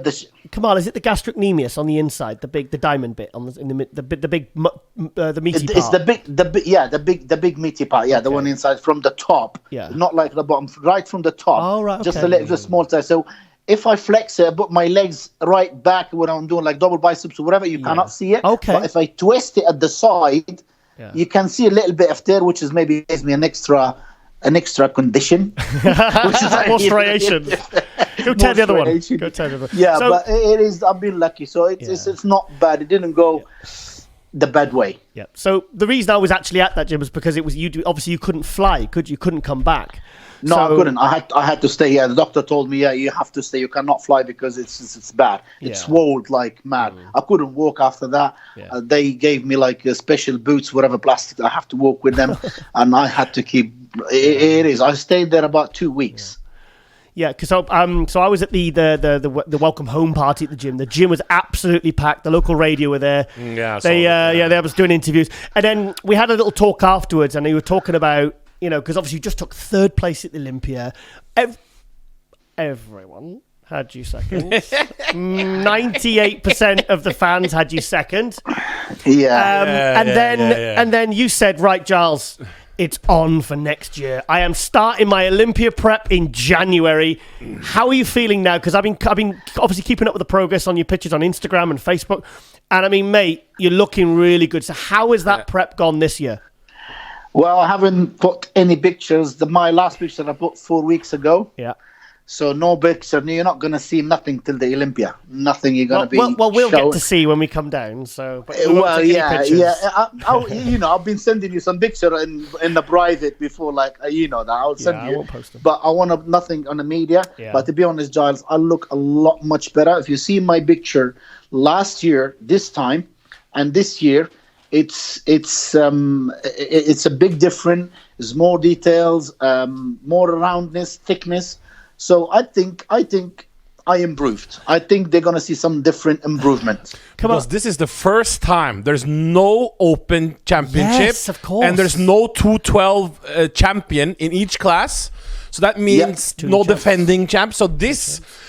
Have you done this prep differently? Is that something you think about? That the title is wide, like it's there to be grabbed right now, It is, definitely. To be honest, I pushed myself a little bit more. I know it's an open. Yeah. And it's for me, it's not just that, because I'm coming up in the end of my career. I'm going to be 40. I'm going to be 48. Don't say that. Don't say that too loud. 28.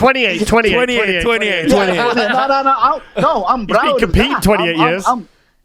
So it's like it's going to become an end of my career. I said this year is definitely the chance for the 212 and the open class. Exactly. Yeah. It's like I want it. I mean, last year, as you said, most of the crowd had me second. So I'm disrespectful of Derek. He's a nice guy. He's a nice physique. Mm-hmm. He's still young. He's got the plenty time in front of him to be a good champion.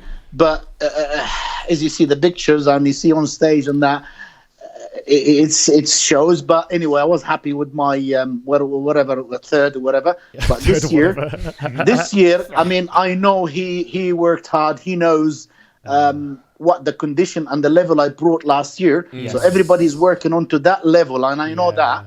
And I like, to be honest, because I was speaking with when I did the guest bows at the Beachburg. When I was there, when I did the guest, so I saw Jimani and I saw the guys over there. They told me, Kamal, I mean, you got a name for you, because everyone, like, we telling the athletes, like, if you want to win, bring Kamal's condition. Yeah. So I've told Chris that. He said to me, yeah, they can bring 2018 condition, but 2019 is going to be a different one. Now, Kamal, like I said, I can't wait. one of the things I've kept talking about, and one of the reasons I'm so excited about you coming back this year, is because on stage, you were 205 at the Olympia last year. Yeah. Now, a lot of the guys are struggling to like really cut weight, and they're losing a bit of fullness or whatever, or they're coming in a bit stringy or whatever. You're like shredded at 205, so that still gives you 7 pounds to play with. What is yours and Chris's? Have you got a game plan to like, right, we need to come in 208, 209, we need to come and bang on 212? What is the game plan? To be honest, we are at the moment, we trying to be a little bit heavier. Yeah. If we can. I mean, the condition is there, but we know. I'm trying to come up a little bit fuller. Yes. Probably roundness or whatever. So I need definitely to work on that. So, but at the end of the day, it's not me. It's up to Chris. Whatever he says, I will do exactly the same. What? But yes, I would love to come like. I wouldn't have anyone to say, oh, if you are a little bit fuller or something. Yeah. Complete package, everything is done, and then I'll say I've done everything. That's all I can bring. So, but yes, we planning to be better this year. Okay, definitely. Okay, definitely. But what would you be happy at, say, body weight wise, if I had to pin you down on it? Well, to be honest, if I put it's not easy to have like if I get like 1 kilo and a half, that would be perfect. I'll be happy. Yes, because my condition was very, very, very good last year. So even if I lose a little bit of my condition to bring a little bit more size, I think should be. But at the end of the day, I'll leave it to Chris's eyes. So he's the man. Yeah. I want to show you something. Have you seen this, Kamal? I'll show the camera as well. Have you seen that? Can you see that? Oh yeah. I've seen. No, I did. Is it in the magazine? I haven't seen that. Some guy's been writing about you. Is it this year? Is that this month? That's this latest issue of muscular development. So okay. So I'll grab one definitely. yeah. I'll send you a signed copy. Yeah. Actually, I've got one in Phil Heath one. Yeah. So wow. I mean, that picture, which you showed me. Yeah. Wow. It showed what's supposed to be like last year. Yeah. Well, I mean, to be honest, I was like, even with Flex, and we talked about Flex, and I mean, as you know, Flex is a good friend of mine. I'm really up to him, and he's done a lot to the sport, especially the 212, and he's been a very good ambassador.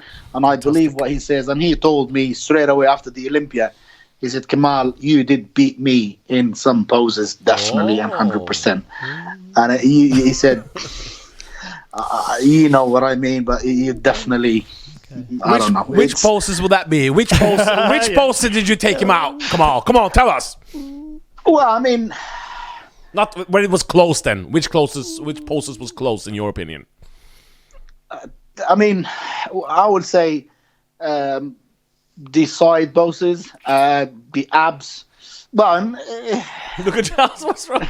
Come on, Charles. I have to look at the pictures because I flexed. That was a very decisive win last year, but I did have you a solid second, Kamal. I really did. Yeah, it's definitely. Oh no. I wouldn't say. I mean, Flex. He was the best year. I think he did at the 212. He was fantastic. I never thought he'd bring that as a 212. I thought he'd have to look like being open to look like that, to look that good and full. I mean, he definitely killed himself. He knows I'm coming. So he had to work.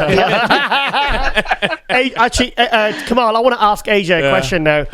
How do you see the 212 Olympia coming down to this year? It's going to come down to Kamal versus Derek versus Ahmad Ashkenani. You think that's the top three? Yeah. And you beat Ahmad before, haven't you? Ahmad, last year he come fourth last year, so I beat him before. Ahmed, he's a great bodybuilder. Yeah. I know him because when I was in Qatar, he was in Kuwait. I know him when he just started.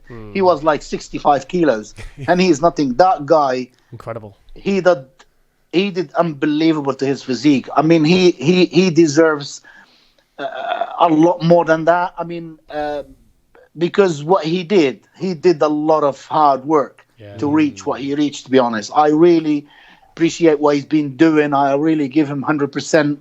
For what he's doing. I know Ahmed, he's got a bit like his quads. He can't. I don't know. Is that genetic? He's got injury? He's done something to them? I don't know, because sometimes you're trying to make them bigger, or some guys, they do silly things. Yeah. They put stuff on them. They lose a lot of. I don't know. I think that's the lack of his. He can't bring his quads. There's no definition. Okay, the hardness, you can see the grainy, okay. But there is no details. Yeah. So that's the thing is. Hey, that's the little one. There we go. He's got Kamal has 4 children. 4 children. Okay. 4 children. He's got a nice house as well. It's a nice house. Yeah, 4 kids. Yeah, that's the little one. Nice house as well, and his wife makes some lovely food. Yeah, I saw. Actually, it was your sister. Oh yeah, that was my sister. My wife, she wasn't, because that when he came, I think her dad was passed away last year. That's right. So, but this time, hopefully, when you come, she will be here. I know. I'm really sorry. She cooks a lot better than my sister. Oh my God! So that's the truth. That cake and the coffee. Oh my God! I was in heaven. I was I'm coming every week. You definitely just come down, guys. You guys come down. You come down, you will make us some good food, definitely. Is there a Kamal Classic also this year or next year? Or sorry, didn't you have a Kamal Classic Amateur Olympia last year in the? Yes, we did the Amateur Olympia last year in Tunisia. How was that? And the year before we did the MPC as well at Tunisia as well. It was great. I mean, the first year we had about 130 competitors. Okay. This year at the Olympia, which is in March, we had about 270 competitors. It's 100 people increase, huh? It's growing. It's going really, really big.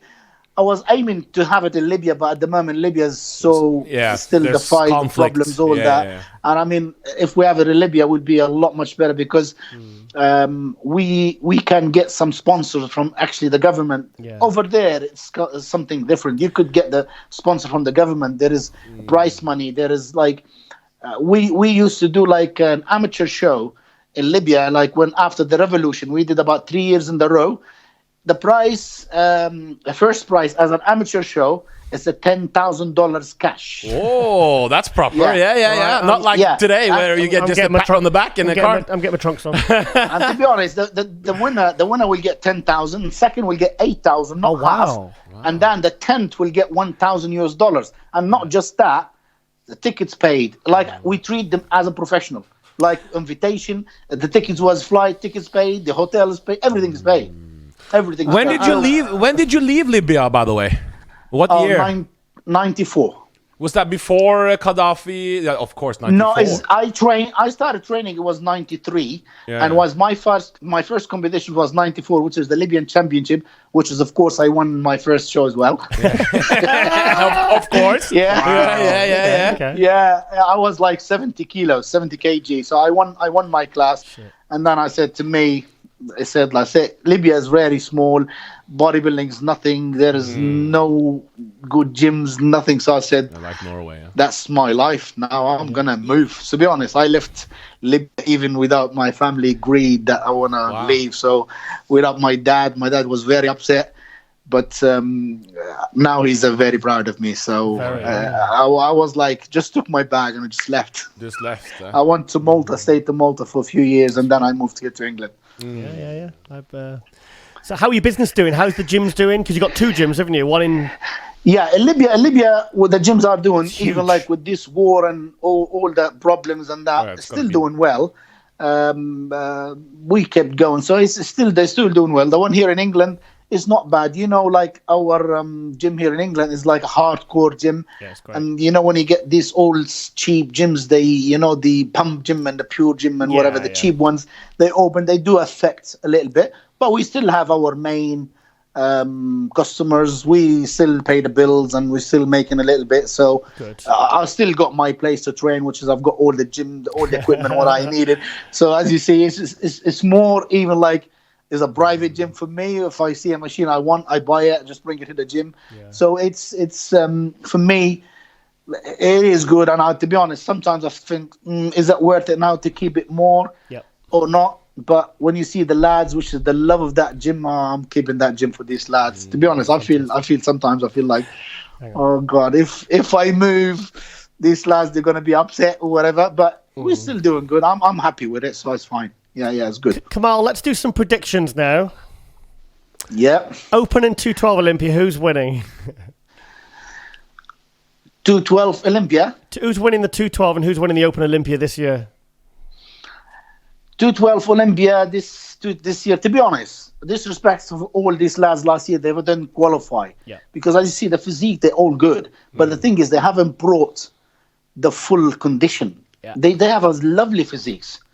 Even the guys that haven't qualified, they've got the shape, they've got the physique, they've got the symmetry, but they haven't got the shape. So any one of them, if he brings it all in, it could be dangerous. It could be anyone. I mean, okay, Derek this year, I've seen like he posted some picture the last guest post he did. Yeah. He is big. I think he's still overweight. Like what you said, when he loses, he has to come down under 212. What do you think? Is he gonna? What do you think he could be ready at? Looking at the pictures, what do you estimate? Like, have you seen the guest posing pictures? And he's got shredded glutes, and he looks massive. But what I can't figure out what his body weight would be because he looks like almost from the back. He almost looks ready, like not far off. You know? Exactly. He's not. So he's not far off at the moment. What do you think he weighs though? What do you think he weighs though in those pictures? Because I'm just trying to I'm trying to gauge how he would look as a 212 if he really peaks and brings it down perfect. I think he's 220 now. I think that's he's probably 103, 104 kilos at the moment. That's to bring down 7-8 kilos or it's not easy. I mean, you could lose, you could be flat, you could lose a lot of water. It's not easy. It's not really easy. For me at the moment, I'm 100 kilos. This morning I was 220 kilos. 220. Yeah, 100 kilo. Wow. So I've got like 4 kilos left on me. Yeah. I've still got 5 weeks. And to be honest, how much is just that in can't. pounds? 220. You're 220 right now. Yeah, 220 right now. Yeah, you've gained muscle, Kamal. You've gained muscle. Yes, I have. Yeah. I definitely look a lot thickness, roundness is a lot better. The grain is more there this year. So it's for me. I think I'll be very comfortable to reach my weight. I'm not going to struggle. But with Derek, I think he's going to struggle a lot, and this is not going to benefit for his look. Yeah. On stage, it's like Hadi. It's like Hadi. He looks much better as a 100 kilo open. I mean, he looks sensational as an open now. Yes, I mean Hadi. I mean, as you know, Hadi. I've competed with Hadi a few times before. Yeah. I beat him twice. 2013. 2013. I like how he says I beat him twice. 2013. I 2013, which is the world champion. Hadi is a great bodybuilder. He's improved a lot. Okay, but the thing is, like, he hasn't competed with the top.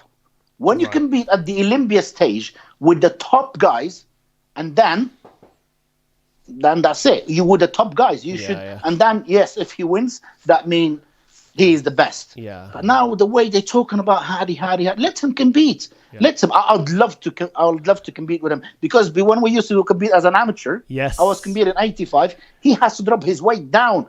He avoided competing with me. Can you beat Hadi in 212? If you go man in 2019, who would win? I would love to be in 212. I would love to have him there. To be honest, as God honest, I would love to have him there. He's got massive. He's got whatever, but he still hasn't got. I don't know. There is a beauty of the physique. It's like, okay, lines. He's got that. But to be honest, I don't know if a lot of guys they've seen. He's trying to play the games, which is he has to be bigger. He's thick at his waist. I don't think so. No, I don't think so. I don't think so. Sorry? I don't think so, mate. I don't think so. I think he's brought it back down again. Because I saw him in San Marino and his waist was thicker, but I think he's brought it down a little bit, mate. I think he's got it right now. No. I'm talking about not the waist from down. It's from here. It's quite thick. Right. Okay. It's definitely thick. What are you trying to do? If you see at the Toronto, Toronto is that the last Vancouver, yeah, Vancouver, the last show. What's in his shoulders? I don't know. Listen. I love bodybuilding. You know. Yes. Don't cheat. Okay, most bodybuilders they do these things, but it looks bad on him. Everybody saw that.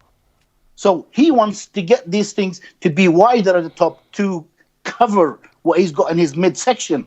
You can't do that, man. It looks on him. That's what I mean. Get him to compete at the Olympia with the top, with every single winner, and then I'd love to have him. he could win. He is a great bodybuilder. I know him. Amazing. The way he trains in Iran. I know what he trains and how he trains. That guy, he used to train with a very, very bare feet. He hasn't got even money to buy trainers. Oh, really? Yes. Bare feet? Yeah. I mean, I know his background big time with the Iranian team because me and Qatar, there's a guy, he's called Ali Tabrizi. You know Ali Tabrizi? Yeah. He used to compete at 90. So he was like, Hadi was little there and he's really like a young boy. And they tell him, he said, he's a great bodybuilder. He's good. He's that. Yeah. He said, he's a very poor guy. He can't even pay his ticket or he can't pay the fees for him to come to compete at the world champion or the Asian champion. Yeah. And I know that guy, he worked very hard. Yeah. So whatever he put is 100%. I'll give him like whatever he did great. He did definitely. And I wish they give him the visa this year. To be honest, it shouldn't be like, it's a shame. Really, it's a shame. I mean, everybody wants him. He's got a massive followers. Everybody wants him to be at the Olympia. So why not? He works hard. We suffer, man. I know. We do really a lot suffer to get to this level, to reach, to show what we've got to this, to the crowd. But I wish they give him the visa. So for me, it would be nice to compete with him. So we competed with the top. Yes. I want to compete. I don't want to compete with like people just to compete easy win. No. I want to compete with the top guys. And then when you win, you will even feel it more. Yeah. Kamal, I want to ask you one final question. The Open, we didn't get his prediction. One final question and another final question. What's your top 5 for the 212 Olympia and the top 5 for the Open Olympia in order? Go. Okay, 212. Yep. 212, well, like I would say, top 5 would be, okay, I have to be 100%, would be myself. Yeah. Well, no, I could anything goes wrong. Yeah. I mean, if I'm not 100% that day, I couldn't. I mean, look what happened to Rami last year. Yeah. It's exact. So, but I would say myself, Derek Lansford, Ahmed Ashkelani, Ahmed Ashkelani, and we've got what's his name? Dave Henry. David Henry. No? Maybe, yeah. Maybe. Yeah, maybe. Clarida is good too. Clarida, definitely, yeah. That's Clarida. And you got like Eduardo Correa as well. He's coming back. He's coming back. Hidi Yamagishi is back too. Yeah, I mean Eduardo Correa, I beat him as well too. Beat everyone. Yeah, you know, he competed with me at the World Champion in Czech Republic 2006. He come third to me. Eduardo. So Eduardo. Yes. Yeah. So to be honest, I mean, open. Come on, roll it. Keep it going. I beat them all. Come on. I don't want you to think about it too much. I just want you to say open. And your open is open class. To be honest, open for me. I think the first one in my eyes, because we've heard now. What's his name is not in it. Sean Road. Cedric McManaman is not in it. No, he's not in it. So he's not. Okay. I think for me the first one, if it brings it all in, William Bonac. Okay. A lot of people say that. Dorian just said that. William Bonac. I think the second will be Rolly Winkler. Wow. Okay. Yeah, and then Rolly has to be in check. He has to bring 100%. Yeah. And then Brandon Curry. Fourth. Yeah, this is the top 3. And who's your 4th and 5th? We're really pushing him. Probably Dexter. Yeah. He will be definitely top 5. Okay. Nathan Diasha. Nathan Diasha, I don't think so. Okay. I don't think so. Probably Luke Sandal if he comes. Wow, in fifth. Yeah, wow, that'd be amazing. Yeah. So who do you have, Luke Sandal or Nathan Diasha? You like Luke physiques more than Nathan, or? I like Luke physiques more. To be honest, Nathan, I'm sorry. I mean, Nathan, I don't know much. I met him a few times, but he needs to work in his poses a lot. Okay. He doesn't know how to pose. I'm sorry. When he does, especially the double biceps from the front, I don't know. He needs somebody to work with his poses. He's got a lovely physique, but when he does the double biceps and the lats from the front, he makes his midsection like that. Yeah. Maybe change the posing. It's really tall. Yeah, exactly. He has to change the way he stands. Okay. He's got a lovely physique, but again, he has to bring it 100% right. You know what? The Olympia is not easy, man. You have to be spot on. To win a pro show, to qualify to the Olympia, it's okay. I would say, okay, easy. Yeah. But at the Olympia, it's a completely different game. Kamal, I want to thank you so much for coming on, mate. We wanted to get you a quick... It was like a bit of a mini interview, this one, because we wanted to squeeze you in and get you really hyped up for the Olympia. Because, yes. Me and AJ are definitely going to come down before the Olympia, so we'll do some more filming. Yeah, definitely. If you don't want to even take some videos or whatever, come and have some food. Yeah, and then we'll put it in the show and really try and... Because it's definitely, AJ, you need to come. Don't bring Giles. No, it's definitely, guys. You're welcome anytime. Thank you. I'll be so happy to be with you guys, as you know. Yeah. And I'm always happy to be at the MD. Definitely. Oh, fantastic. Thank you. All right, then, Kamal. Well, I'll see you soon, and obviously, the next time we'll see you after that will be at the Olympia. Oh, yeah, and then hopefully I'll get the title with me. We come back together with the trophy. Yes. So we have we have a really cool welcome home party then. Last question before we go. If you win this Olympia, yes, will you retire as the 212 champion? Yes. Wow. Yeah, he's smart. No, but I'm going to do one more show. Oh. It's not just that. I'm going to do one more show, which is an open class. I'm going to do one qualifier. Whoa. Open. Yeah. Arnold Classic? Go after Hadi. Well, I wouldn't jump to that. Listen, I wouldn't jump to the big Arnold Classic is closer to the Olympia, but I will do one open class, maybe New York Pro, maybe a little Tampa Pro. Just or a little whatever. show then. just a little show, the New York Pro. I mean, I'm really sorry to say this. Yeah. As we've seen this year, the quality of the open class is not as good, and I'm really sorry. This year, what's happening?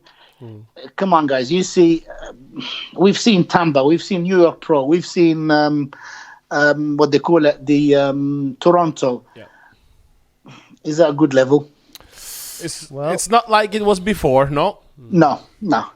I mean, this year, the 212 will be more tough than the open class. It's going to be very Sorry tough. to say that. Sorry to say that. I think we've said it all now. I think we've we've got everything we need now. Come on. No, I mean, no, it's good. We want honesty. We want honesty. We want opinions. This is my opinion. This is really my opinion. As you see, because you see a lot of physiques, which is 212, like they are nearer to each other, so it's going to be hard to judge as well. It's going to be more exciting, I think. All right then, Kamal. Right, okay then, mate. Well, we'll be down to see you very soon, and wish you all the best, mate. Yeah. Thank you very much. Thank you. Thanks, AJ. It was great to be with you guys. Great to talk to you. Cheers, buddy. Bye-bye. Thank you, guys. Thank you. Bye-bye. Oh, this is the best episode we had in a long time. I think that's one of the best we've had. Hey, Chris, what do you think? And you know what I like most about Kamal? The way he's beating everybody. Yeah. You know what I mean? I beat him, but he has beat them. Because as an amateur, he was pretty much, he won 6 amateur world championships. He won 10 Asian Gold Cups. He's won Europeans. He's won overalls. He's won, it's just unbelievable. Only thing I don't see with Chupan, I don't think it's that bad. No, there's a bit of a shine there, but I think it's just where he's... Well, it's not Synthar. I think it's just where I'll be honest, it's just where he's put his gear. Yeah. And so you get like a little bit of a shine, but I don't think it looks that bad. I personally think you could still see plenty of detail. So and he's doing an open. Imagine Hadi versus Hadi Chupan in some Korea or somewhere. Hadi versus Lunsford Kamal and Kamal an open. Oh my god. And Flex Lewis. Oh Jesus Christ! That's just take my money. It's gonna be I don't care what it is. This is gonna be a great Olympia. Yeah, fantastic. Can't wait. Can't wait to see the Kamal versus Derek showdown. Only problem is that Derek Lunsford is our boy. He's our boy. And Kamal, you have a big picture in your bedroom. Big poster. In your hallway bedroom. Oh, yeah. You remember you stopped that? It's a photo I took of Kamal in 2001. Yeah, so it's going to be hard for you. It's very, he's in my Hall of Fame. Derek is your boy. You got a picture of Kamal in your bedroom. So it's not in my bedroom. It's in my hallway. Oh, it's almost the same. I've got a gallery in my hallway. It's not. Okay. Muscular development. We're gonna have shout outs and then we are out. So we are out now, or we have shout outs? Yeah, we'll go out and we'll go to shout outs and then we're done. Get it. Okay. Yes. After the break, we'll come back with that. Olympia. Okay.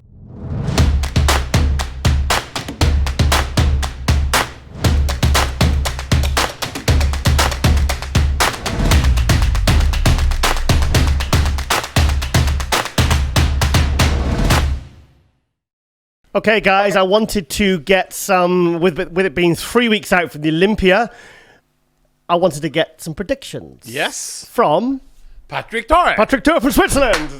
Hey, guys. Not in Switzerland, currently in Rome. No, I'm in Lugano this time. Where the hell's that? Where is that? Switzerland, southern Switzerland, just on the border to Italy. Oh, okay. What are you doing there? That's not where you live now, is it? That's where I live now, yeah. I can't keep up, Patrick. And congratulations, last time we spoke to you with your wife. We didn't speak to you before. Oh, yes. Yeah, of course, getting the pro card. Yeah. She's now a pro. And Florian, amazing job. Yeah. Real nice reality shower. Yes. What is that? We can get that. She got a real nice reality shower. Oh yeah, with the placing in the it didn't work out so right. well. Yeah. Great condition though, fantastic. What's the plans with that? What are you going to do there? What's the future? Oh, you mean for next? Yeah.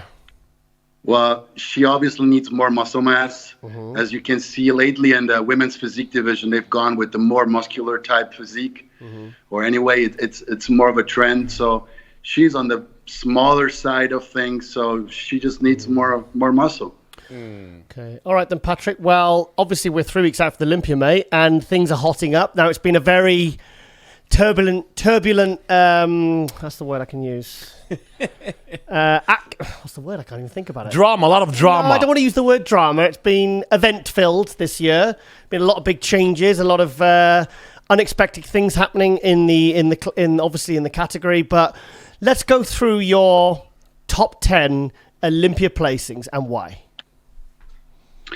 Well, first of all, I just wanted to say that most of the people see it as less interesting, or some big names are missing. Yeah. I actually find it very, very interesting. Find it exceptional this year because we're gonna have a new Mr. Olympia, and so I think the judging will be a less, let's call it political, because everybody is open for a chance to win, or at least there's, in my eyes, 3-4 guys who can really step in and win that title. So it's going to be very interesting how Steve Weinberger, the head judge, is going to work these guys, and how he's going to compare them, what they're going to look for. Actually, I find it very, very interesting, and I can't wait to be there. This is what we were saying, because on this episode we had William Bonac, and we were kind of trying to put a more positive spin, because I think it is good, because there is no defending champion this year, obviously with the situation with Sean Roden. What do you think about the Sean Roden situation? Do you think it was unfair that he was not allowed to compete? What's your feelings on that? Well, I think you have to look at it in two different ways: a political way and an athletic way. Let's call it this way. Okay. On the political side, I can understand AMI protecting themselves from the possibility that he is guilty. I mean, there's a lot of money on stake, and obviously if somebody is accused of such a awful crime, I can understand why they don't want to be associated with somebody like Sean. On the other side, as a fan, as a bodybuilder myself, I don't like it. I think he should have the right to step on stage and defend his title, at least before he is not judged fully guilty. Right. I mean, right now it's just an accusation, and I think everybody has the right to be not guilty and until a judge tells us differently. So I feel sorry for Sean, and it's going to be sad not seeing him on stage defending his title. Where do you think he goes from here then? Sean, you mean? Yeah. I have no idea. When the case is all said and done, if it gets, say, wrapped up in a few months, well, where does he go from there at, where he, as you know? Well, first of all, we all hope that he is not guilty. Yeah, of course. We all want to think that he's not guilty. And I hope he has enough in him left to be able to come back and defend that title if he's not going to be able to do it this year. I really wish he could redeem himself and show everybody that it was false accusation and that he is the greatest bodybuilder on this planet. I mean, he's the number one. So it's a pity not being able to see him on stage. And I hope for him, he's going to have enough left in the tank emotionally and physically to be able to come back and show us. Yeah. Okay, well, we're 3 weeks out. Give us your placings. Well, be precise now. Don't sit on the fence, please. I'll twist your arm. Look, I'm going to be a little bit probably on another side that 90% of the people. Everybody's talking about Brandon. Yep. He's probably the top favorite coming in because of his placing, because of his physique. And I love his physique. I mean, he would be a great Mr. Olympia. But I think, and again, this is less of a technical forecast than something I feel personally. I think Rolly is going to win the title.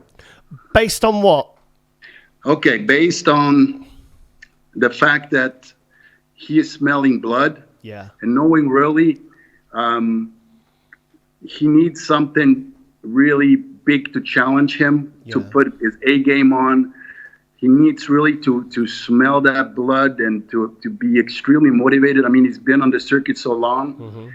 And based on that, and based on the fact of what I've been seeing from him lately in the gym and some updates, it looks just cartoonish. Yeah. And if that muscle will translate on stage with last year's condition, you can be as beautiful as you want and aesthetically as you want, but he is going to destroy people.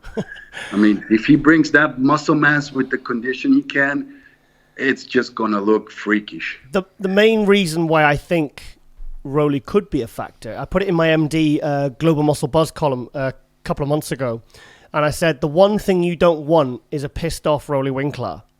Because after what happened with the Arnold Classic, the Arnold Australia, where he bombed out. There was numerous reasons why, knee injuries, what was it, other things, food poisoning? Food poisoning in Nepal, they said. Yeah, there was several things, and I just think, that would have, as a top elite athlete, someone who's knocking on the door that really has been consistently coming back and back and back and keeps, pushing, always such a hard worker. I think, like, after the Arnold Classic, he's like, oh, God, there's no Sean Roden this year, and he probably just thought, right, this is my opportunity. Is that what you think, maybe? Yeah, that I'm absolutely agreeing with you. That's part of it, because he has not shown his best this year. And just due to the fact that, hey, it's open, and he is one of the guys in discussion for winning it, which he has never been before. And he knows he's not the youngest anymore. He doesn't have 10 years left in the tank. So based on that, based on what we have seen, online, I guess, I have him. I mean, it's not technical. It's just personal opinion. Yeah. And after that, I'll have Brandon placing second. And probably if William brings his A game, he's going to place third. William said he's doing really well without a coach. He said he feels very relaxed. He seemed he's very happy with how he's looking. The people he goes to for advice on how he's looking, he said he feels, doesn't he, AJ? He said he feels good. But when you say online from Rolly Winkler, are you basing this on just that one Instagram post we all seen yesterday, or is there something more you've seen?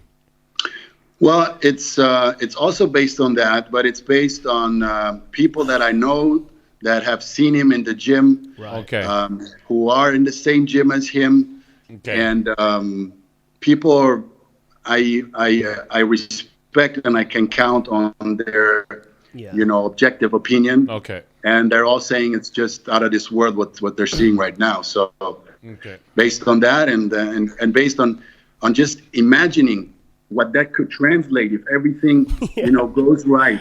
That's just gonna look, he's gonna put those arms up and I mean, Brandon looks fantastic and he's big, but shit, if really is in that condition with those type of muscles, I don't know.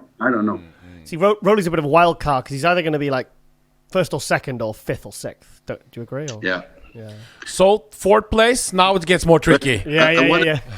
I wanted to come back to what you said, if you allow me, Giles. That William is doing fine on himself, and that's more than realistic right now because he has experience. I mean, he has been there before. Yeah. Getting to that last week is relatively easy, right? Especially for somebody like William, who never really carries a lot of body fat. So getting lean, I don't think is a very big issue. It's just getting lean and keeping that fullness, which I don't think is really a problem for him. Right. But if you know a little bit what happens in an athlete's mind the last week before a competition, yes, and the last week before the Mr. Olympia, yes, and the last week before the Mr. Olympia, which you're going to do on your own for the first time, I would say that is another at least 60% of the prep. Okay. So if you ask me, the first part, getting to that last week, is 40%. And the last week is do or die. That's where you make the mistake. That's where you maybe are pushed to do not see things like they really are if you don't have somebody who really knows your body and can work on it from the outside without having any internal feelings and pressure going on. So it's the last week, the peak week is where a lot of people make that 5-10% difference from placing second or placing sixth. So it's going to be interesting to see how he manages that. Yeah. So you think he maybe does need a proper prep coach like yourself, or someone like a Cito, or someone like that to reach out and maybe and help him with that last week? I don't know if it's such a smart idea to be with somebody you haven't worked with. Right. Okay. Only the last week, unless it's somebody who has a little bit of insight on what has been going on. Yeah. But it's probably just as much of a gamble than doing it yourself. So I don't think that's the last week thing is probably something I would do before Mr. Olympia. Okay. But again, you've seen it at the Arnold with William. He was very good, but there was this little thing missing from the best. Yeah. Because he's not just compared to the other guys, he's compared to his past showings. Yes. Especially when he really shows up in that popping, full, crisp condition. Yeah. If he's just a few percent off, you see it immediately because he has so much round muscle going on. So that's where you make the difference, that last week, those last days. It's going to be interesting to see how he manages to do it himself. I mean, at the Arnold Classic, I actually had William leading the judging. And then at the night show, William kind of looked as good, but Brandon really pulled ahead, and it just managed to eke forward. So, fourth place. Who have you got fourth? Well, actually, I changed my mind this weekend when I saw Dexter. Oh, really? Yeah? Okay, what does that mean? You have him...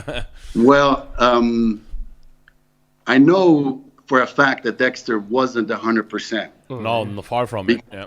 Because knowing the experience he has, knowing the experience George has, I know that for a fact they did just the least amount they needed to do to make sure to be in good shape. Yeah. So if a Dexter has another 6 weeks from that condition to be a little tighter and then really fill out on a even harder frame, he can slip in that top three. And right now, just due to sheer mass, I would have him in the fourth place because Brandon, William, and really just have more muscle than Dexter. But, when Dexter is on, all body parts are there. And if his stomach is in control, because that's something that this weekend was really, really not good. But the only thing that was no good, he can step in there, so he's probably going to be in fourth place.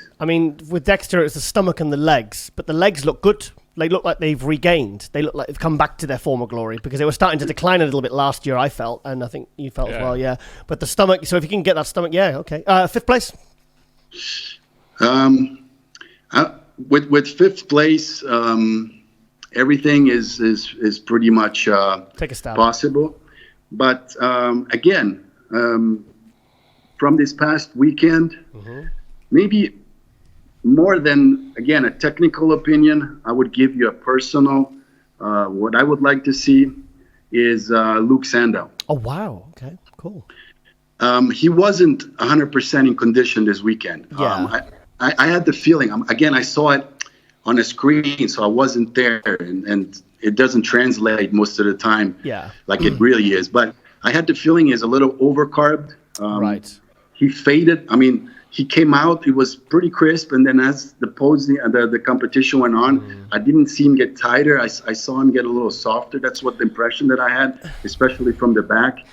But with that amount of muscle, with that fullness, with the real deep condition, he is a great bodybuilder. He has some great poses. That front double bicep, when he pulls that stomach in, is one of the best in the business right now. So I would love to see him slip in there. Thing is, Patrick, this is his 5th show of the year. He's been prepping since last November. Do you think, and he really peaked, but like I've never seen him peak like that at the Arnold Classic. He looked like a completely different. He beat Cedric McMillan, he beat Rowley, an off Rowley in fairness, beat Steve Kucklow. Do you think he's got enough in the tank left to really kind of pull it out the bag and get a top 6? Yes, I think he does. Just simply because of how he looked in Tampa. Okay. And simply because it always depends what do you have to do to get in that kind of condition. Yeah. There's a lot of athletes who really have to suffer and have hours of cardio and low carbs to get that. Yeah. And following Luke's prep a little bit, online, like we all do, I don't think he had to really suffer badly to get in that type of condition. Yeah. And also due to the fact that, he is a name that many people talk about right now, and he has never been in that position. And that fire just, makes you bring the best out of you. And even if you are tired, Giles is not feeling it. No, so you got Luke ahead of Nathan. And Kucklow. Yes, I do. Okay. Yes, I do, because at this point, I think he has overall a better flow and less weak or less empty spots, like I like to call them. Nathan is fantastic, but if I go pose by pose, just starting with the front double bicep, Nathan has that very high lat, long torso, and a little smaller legs compared to Luke. He just flows better. Yeah. And just in the legs department, especially, I would have, if both are 100%, I would probably have Luke ahead of Nathan. But it can be the other way around. Okay. It's just, if I had to choose right now from what I saw, it's just a little more complete. Okay, so we'll round out the top 6. Give us your 6th, and then give us just throw out a couple of names quickly who you think could really crack the top 10, which maybe they haven't before, and then we'll. Somebody I really liked how he stepped up this year is John De La Rosa. Yeah. Obviously, he's a little short, and it's difficult to. So is Dexter. Because Olympia is about muscle mass. Yeah. Olympia has always been about muscle. Yeah. But he was working with Neil, from what I understand, and that was the best John I've ever seen. So if he can bring that type of condition, maybe a little more fullness. But now that they had more time, they did more shows. He's complete. He's not missing any body parts from head to toe.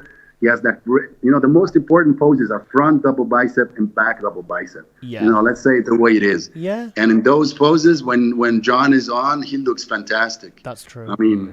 He's really symmetrical. He has no weak body parts. And if he brings the condition, he's somebody who can really step into that in that top 10 for sure. So give me 2 names of people that are moving up outside of that top 6 that you've given. 2 names are stepping up. I'd have to. I really don't have the list in mind right now, actually. But who could be? Oh yeah, somebody I was thinking about the other day.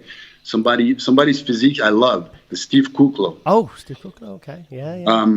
He has been changing the way he does things from what I see. He's lean all the time. He has kept it lean. And that's somebody very dangerous because he brings the muscle mass. He is tall. He is wide. And if he brings the condition 100%, that's somebody else who actually could, step in that close to top 6 and for sure be between 6 and 10. Fantastic. And that's somebody I would like to see in there for sure. Okay, Patrick. Well, we've actually got your guy on next, Mr. Florian. We've got Florian on. He's one of your proteges, so we're going to get all the info off Florian in just a couple of minutes. And I want to thank you for coming on, mate, giving us this, because obviously when this one airs, it'll be 3 weeks out for the Olympia. I'm looking forward to seeing you out in Vegas. So, Me too. So definitely we'll grab you for an interview, mate. I've got your number, so we'll meet up and get Jordan to do some filming. When is Nicholas Valud doing his return, by the way? He started his prep again about a month ago. Oh, fantastic. Slowly building up, and if everything rolls the way we are planning it, probably in the spring next year. Okay, spring next year. Open. At the end of the year, we'll look where he stands size-wise, and then. So open class. That's what we're hinting at. Yeah, come on. So it's the open class then, eh? No. Oh, really? Oh. Come on, throw him in an open. Do a Hadi. No. We actually really had a full year of reset just because we don't want to push it right. The way it should be to be competitive in the open. So hang on a minute. So Hadi at 220 is now kicking ass in the open. You don't see a 220, 225 version, which he'll easily make. I mean, he could be in shape at 230. Let's be fair. Nick would be in top 5 in any show in the open from the front and from the side. Right. He would not be from the back. Okay. So he needs not right now. He's just missing too much width and missing too much detail in that back. So, and you know how important those back poses are. So, that's fair enough. He would be a good athlete, but he could be a better athlete in the 212. That's just our opinion. And he's still so young. Yeah. So, okay then. All right then, Patrick. Well, looking forward to seeing you in Vegas, mate. Me too. And thanks for having me, guys. Thanks for coming on. I really appreciate this, mate. Bye-bye. Thank you, Patrick. Bye-bye. Great day. Bye-bye. We'll be right back after the break.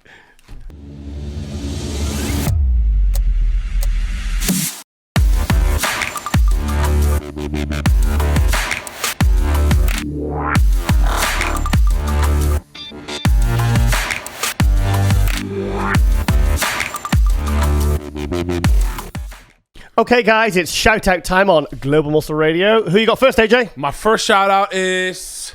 Come on then. That's yours that's first. Right. No, you go to one of yours first. No, you can go. Now you're already up. That's mine as well. Oh, that's mine as well. So this is okay, guys. This is plus the first picture. I think this guy's got swag. So this is my guy, as they say. I've noticed him, for obvious reasons. This is Jacob Bruin. That's a physique. He's good friends with who? Let me test you. Who's he good friends with? He's from South Africa. Sibu Sisu?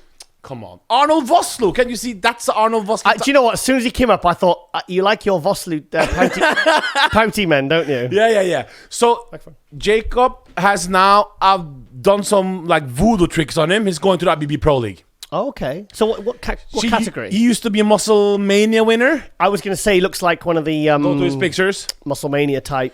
So he looks like Zac Efron, but better built, of course. You think everyone looks like Zac Efron, don't you? So obviously he's got something going on. Jacob De Bruin. Yeah, nice. That's a really good physique, actually. Very marketable physique. Family man. Yeah. Good morals. He's... I'm not sure how old he is. Late 20s, maybe. Okay, so this is... It's like film star looks, isn't it? That's the face That's the Sean Connery face up. So that's some Hollywood type of thing going on here. So what's his story? I don't know. But he's a Muscle Mania guy who's going to compete in IBB Pro League, going for his pro card. In what category? I think it will be classic. It's going to be classic, isn't it? Yeah. Let's see some other pictures. Is there any picture of him on stage? Where's he from? Just told you he's from South Africa. South Africa. Sorry, yeah. So he's friends with Arnold Vosloo. There. There. Go to the middle. There's a stage pic there. Very good condition. Where is he? He's in the middle there, huh? Is that a Muscle Mania show or a WBFF? I don't know, really. Some good physiques there, isn't there? So these guys can beat the men's physique guys. Easy, bro. He's too big for men's physique. That's too No, but I'm just saying, isn't that like a model? What is it? to be honest, I can't keep up with the criteria of all the different shows. But he doesn't look Press like... Press that one. He's like a muscle mania guy. Giles, that gets you some hits on Tinder, bro. Can I pinch his photo, please? No, anyway, so Jacob, look out for him to do his IBB MPC qualification to turn pro. What show's he doing, do you know? Or? I'll get that information for you for the next show, but I don't know right now. But it's exciting that IBB Pro League gets all the talent to come. Yeah, Jacob Bruyin. Jacob Roxy Lee 3881 says, such a hottie. Okay, so follow him at Jacob de Bruynza. International fitness model. What's your shout out? 1 million followers. That's how you do when you're handsome. You get the followers, bro. Why don't I have 1 million followers? That's why I got 23,000. You got 10. And I mean, just 10,000. Okay. Your shout out. Let Chris pull up one of mine because I've got 3 today. Yeah, that's what I said. Yeah. So, yes, it's Gregor Francisca. Now, the first time I saw this guy, it was when I was over in Rotterdam filming for MD. Okay. And he was part of I forget the name of the gym. Oh, who's this guy? Looks cool, huh? Where, this was where Sybil trains everyone in the gym, and she was one of his athletes. And really nice guy. He was actually competing in the middleweights back in 2011. He'd done the Arnold Classic. I believe he made top 5 that year because I covered it for bodybuilding.com. And he's just won the Kai Green, the Classic. Yeah, the same as Minna Pojatti won. The Classic, yeah. He won Classic the Classic division, or? Because I messaged him and I said, I'll give you a shout out. But this was before he even won the Kai Green show, the Classic, yeah. And really nice kid. And he was always part of Rowley when Rowley was over there with Marshall Herman and some other guys. And they all used to kind of train together at the gym in Rotterdam. Oh, that's... But so he switched to Classic and he's still going like 8 years later. And he's getting dwarfed there by Natalia, huh? He's doing well. Yeah, well, it's not hard. She's massive. So, so he's he's doing really well. So he's going to the Olympia. Oh, yeah. He sent a message and he said, "Giles, I've got enough points." But can we see some physique pictures? I always get every few months I'll get a picture and he'll say, "Hey, bro, and how's it going?" But a lovely physique, lovely aesthetic physique. I'm trying to look at its stage. AJ, he's the sort of guy that when the Classic came along, because he was kind of struggling to be a middleweight, he was probably too tall for a middleweight, couldn't really put the size on, but he's got a really good structure. Is that's it's Grand Theft Auto, yeah. It's kind of like a cartoon version. But I'm sure we can find a stage picture of him. It looks great. Can we find a really good picture? No, not that one. Because he's got a really good X-frame. When he gets really good condition. Which country is he? Where does he live? Did you say? Holland. Holland. Yeah, Holland. Yeah. Well, he was training in Holland there. So when he was over there, that was 2011. I don't know there to the left, maybe sure there, he's living with the now, middle. but he's from Europe. So we can see the really nice guy. I always say, like, when I bump into him at the shows, he always says hi. But nice small waist. Yeah. There, press. Yeah. AJ's feeling this one. Oh, nice. Look at that. Look. Oh, look at that. Yeah. Awesome. Yeah. That's great stage production there. Yeah, don't set fire to your hair, mate. Imagine have his head one up in flames. Yes. So, looks good. Yeah. Can we just change the picture quick? Put up one more picture and then we'll go into my next shout out or yours, AJ's. Since you have 3, you can go there. That's a good one. It's nice physique, nice balance. Really good physique. It's very, very classic. If they will reward classic, maybe we can do something at the Olympia. Huh? So Gregor, I really, really want to see you at your best at the Olympia. Yeah. Or you'll be in trouble. Giles, I'm looking for you. Yeah, no, it's nice to see him still going, and he's still going strong and doing better than ever. And congratulations on winning your recent show and qualifying for the Olympia. That's big. Him and Rowley can chill backstage. Mm-hmm. Yeah, so maybe So do you want to go to yours then, AJ? So this is a girl I met in Romania. Who's this? Jennifer. How do you say last name? Grealish. Is she married to? No. Okay. So she's not, we won't say old, but she's a little bit older than 20. Okay. And top-notch condition year round. Where's she from? She's from America. She works with, let's see. Good. Female physique. Yeah. Press play. Tom666 likes her. Doesn't work? Yeah. Okay. Okay, yeah. So. Oscar Arden preps her. Oh, Oscar does. Oh, okay. What category is she? Female physique. Physique, not bodybuilding. No. Okay. Let's see. Yeah. Great back, as you can tell. Yeah. She's a mother. Okay. Good traps. Good back. Good back, huh? Yeah, but each time I see your Instagram, it's always something about training or going. You see, this is what I like. Oh, I like this shot on the left. That one on the left. This one on the left. Look at the abs. That's awesome. Yeah. And this is not a Instagram filter doing this stupid lips or selling your ass on Instagram to get likes, and you know what I mean. Hey, don't judge. This is a proper. Go to the left there. Left. You see, maybe I think your daughter's graduation there. So, or do you know when she's competing again, or any more details about her, or is there anything else on? What does it say here? Cool. I don't know what it says. Great shoulders. Yeah, great shoulders. So people. Oh, this is a family. That's her family. Yeah. Oh, nice. Yeah. Nice. So she's go all the way up, so people can follow her. Fantastic. Yeah. She's always in the gym. Is Oscar? That's Oscar. Yeah. Oh, nice. She's hot. Look at that. Yeah. She's proper psyching. So she's not messing about, and that's what we like to see. She's not doing dumbbell lunges with 2 kilos, is she? No. That is actually my leg work episode.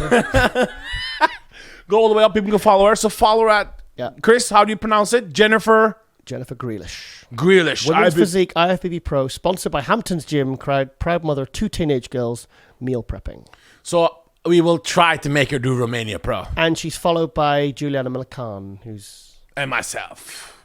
That's the most important. Yes, I can see that. Yeah. Mark. Time for sure. Your shout out.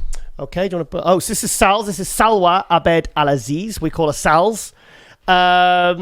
She's a big fan of the show. Oh, that's good. She loves the show. Yeah. She's always she messages on the Globe Muscle Insta, which I remember her. Really, she competes in wellness. I think she competed in bikini, and now she's love the wellness. The wellness, yeah, fantastic. But she's she's only 23. Oh, well, let me see that picture with the blue there, Chris. That's a good shot. Press that one. Fantastic legs. Oh, yeah. I've never actually met her. I was hoping to meet her at. I'm hoping to see her at Muscleworks. That's Openton. a wellness shape there on the quads. That's proper wellness. I mean, the thing is, she would probably be good at figure, but I mean, look at the body there, because she was bikini before. I mean, look at the quads, man. Look at the difference. That's not the same. That's not her, is it? That's probably her on the left, and then after some. Yeah, it is a lot of squats. Wow, I could bring even better. I've only been training 4 years, got much to learn. Luke Sanda coaches her. Yes, that's right. Yeah. Because we were talking about. We were talking about prepping, and she was saying about how great it was working with Luke, and how sensible the protocols, but everything with the diet and the training, how easy it was working with someone like Luke, who is that knowledgeable. Very, very good support. But she's got a great look. She's Egyptian. From Egypt. That's where Egyptian. Yeah, that's same as Shaban, who won the pro show. Yes, yeah. And Big Ramy. Big Ramy, yeah, correct. Yeah, so she's got a very, very, very. Look at that picture there. I mean, she looks beautiful there. That's a really unique look. She's got a very striking look, and I think that'll make her stand out. You're right, AJ.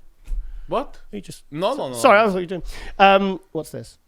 That's a cat. Oh, yeah, she likes cats. We've talked about cats. So so this girl is really looking to. We talked about cats. We do. I like cats. Yeah, I know you do. Yeah. So, yes. Great hair, by the way. Yeah. Very striking look. And, so keep an eye out for this girl in the wellness. Hopefully she'll be getting a pro card. Let's get another stage photo of her for wellness. She's a competitor. Pawam Sharma really likes her. Can we go back? Let's get a stage there to the right. Yeah. Oh. So this is has she won any shows, or is she pro, or no? She's only done literally.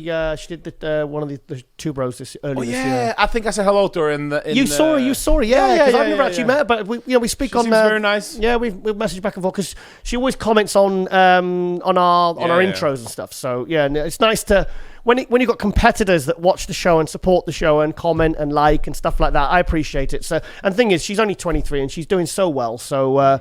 Give this girl a follow, and let's get behind her because she's really, really good and really sweet. So there you go, Sal's. You have one more before we go. Your last shout out. Oh yeah, okay, yeah. My last one is Avramis Kyriakou. Got a lot of history with this guy. Okay. Yeah, he won the. He is pro. He's from Cyprus, where my dad lives. And I'm going to be some size there, huh? Yeah, he looks like who does he look like, AJ?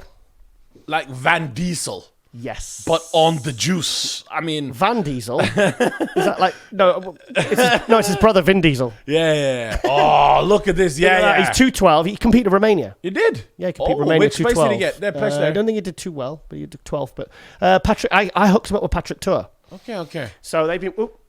They've been working together, and I went to see him in Cyprus a few years ago. Went over to Limassol. I went over to see him. And he looks cool. Look at that shot, the Romania there. Look at that. Look at the bottom right one in that picture. Look at that. So proud to have. Look at that. Yeah. I mean, he gets shredded. He gets shredded. In fact, the last time I went to Cyprus, we went for a Thai meal in Ayia Napa. Yeah. He drove over. Because he's diabetic, you see, so we always talk about that and stuff. So, I mean, this guy is... Do you know what? 4 years ago, I went to see him in Limassol, and I went over with my friend Nikos, and he was at the point, because he'd moved back from Australia.